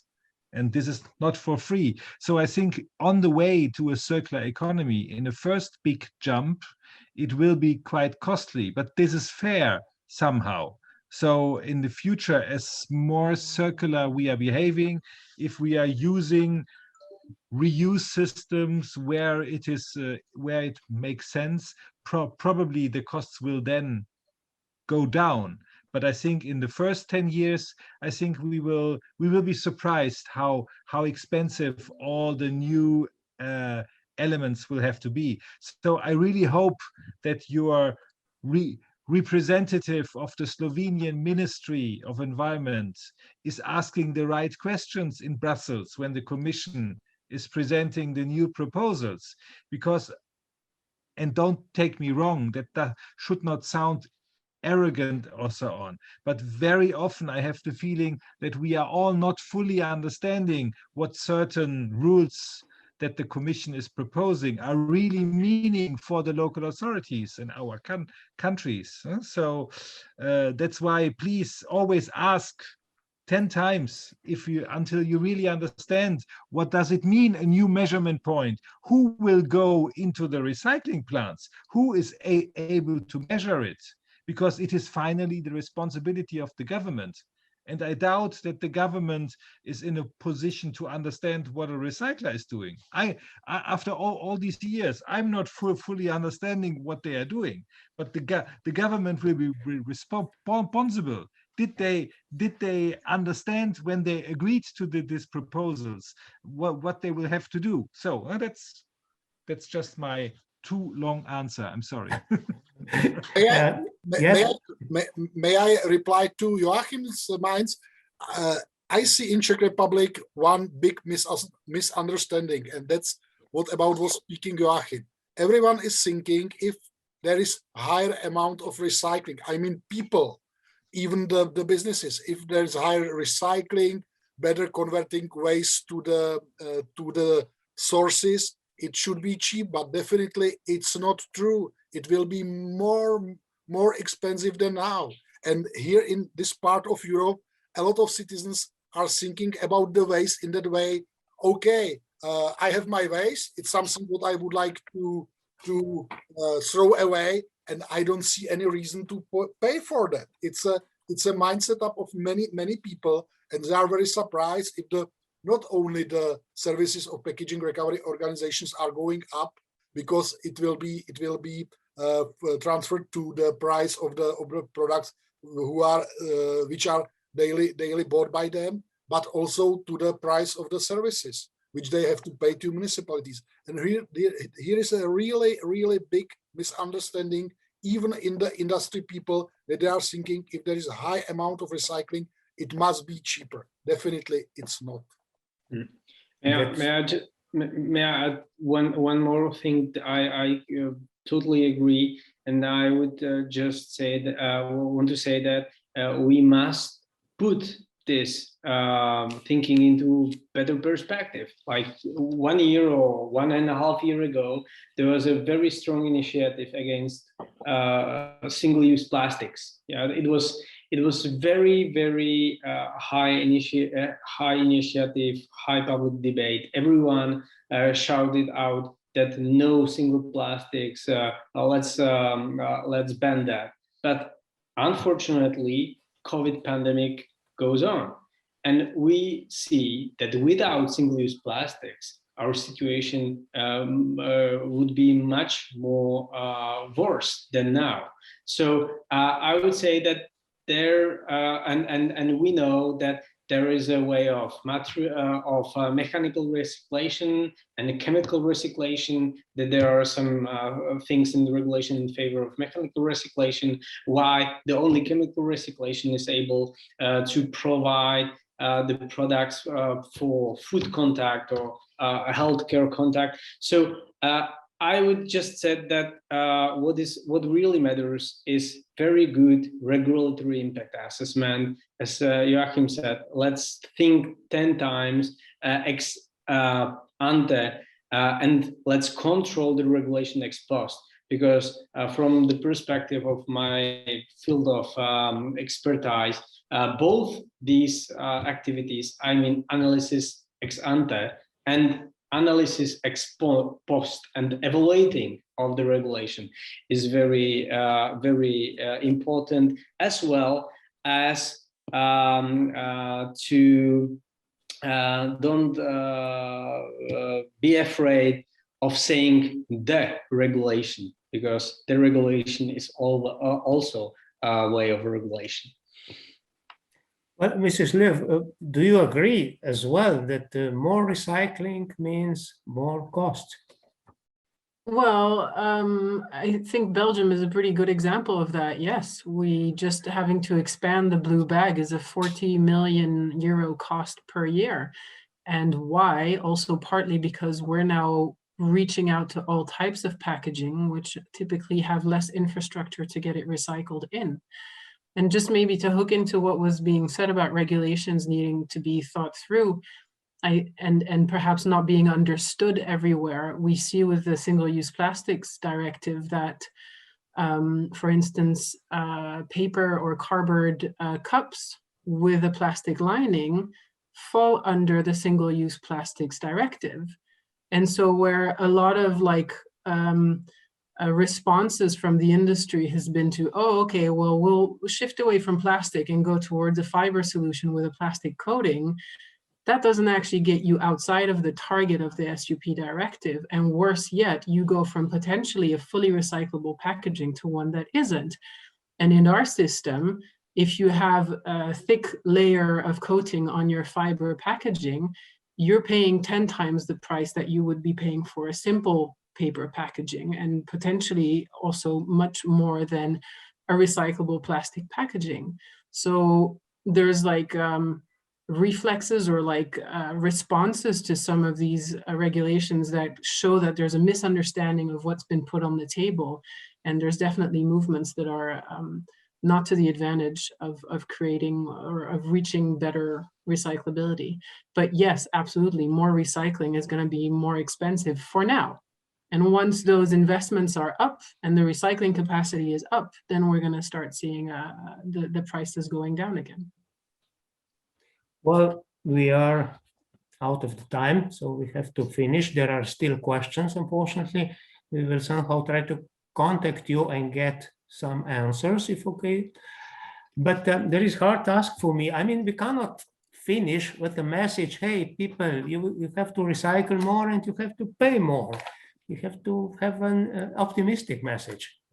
No, I think, as Aurelia said, we are at the moment in the years where we have to do the necessary investments. And if we have reached the mountain, the top of the mountain, I think the view will be bright and the costs will go down. But we are competing, especially for plastics, with a difficult enemy. If you see how low the oil prices are for virgin oil, we are fighting a difficult fight, which we can only do as society together. So if virgin oil would pay the whole price for their externalities, of course, recycling would be cheaper, probably. Yeah? But I think we are in a good phase at the moment, 3, 4, 5 years of big investments, and then I think it will become easier and cheaper for all of us. But now that's why it is so important that all the countries make the right legislation, so that we have efficient systems and we stop the games between PROs of cherry picking and who is better in creative reporting. We have to do the job now. The next 3 to 4 years are to do the job. And that's why I'm optimistic, because I believe that the companies are clever enough to choose the right PROs, because if we continue with fake solutions, it will be much more expensive on the long run. Joachim, thank you very much to help me so that I can write an optimistic article about this webinar. Thank you to all of you. Thank you for your speeches, for your answers. It was a great time. I've got a lot of new information, and I believe our audience did get the same. So I hope to see you again. Thank you to our organizer, Chamber of Commerce and Industry of Slovenia. And well, people from the chamber, make it again, please. So thank you and have a good time.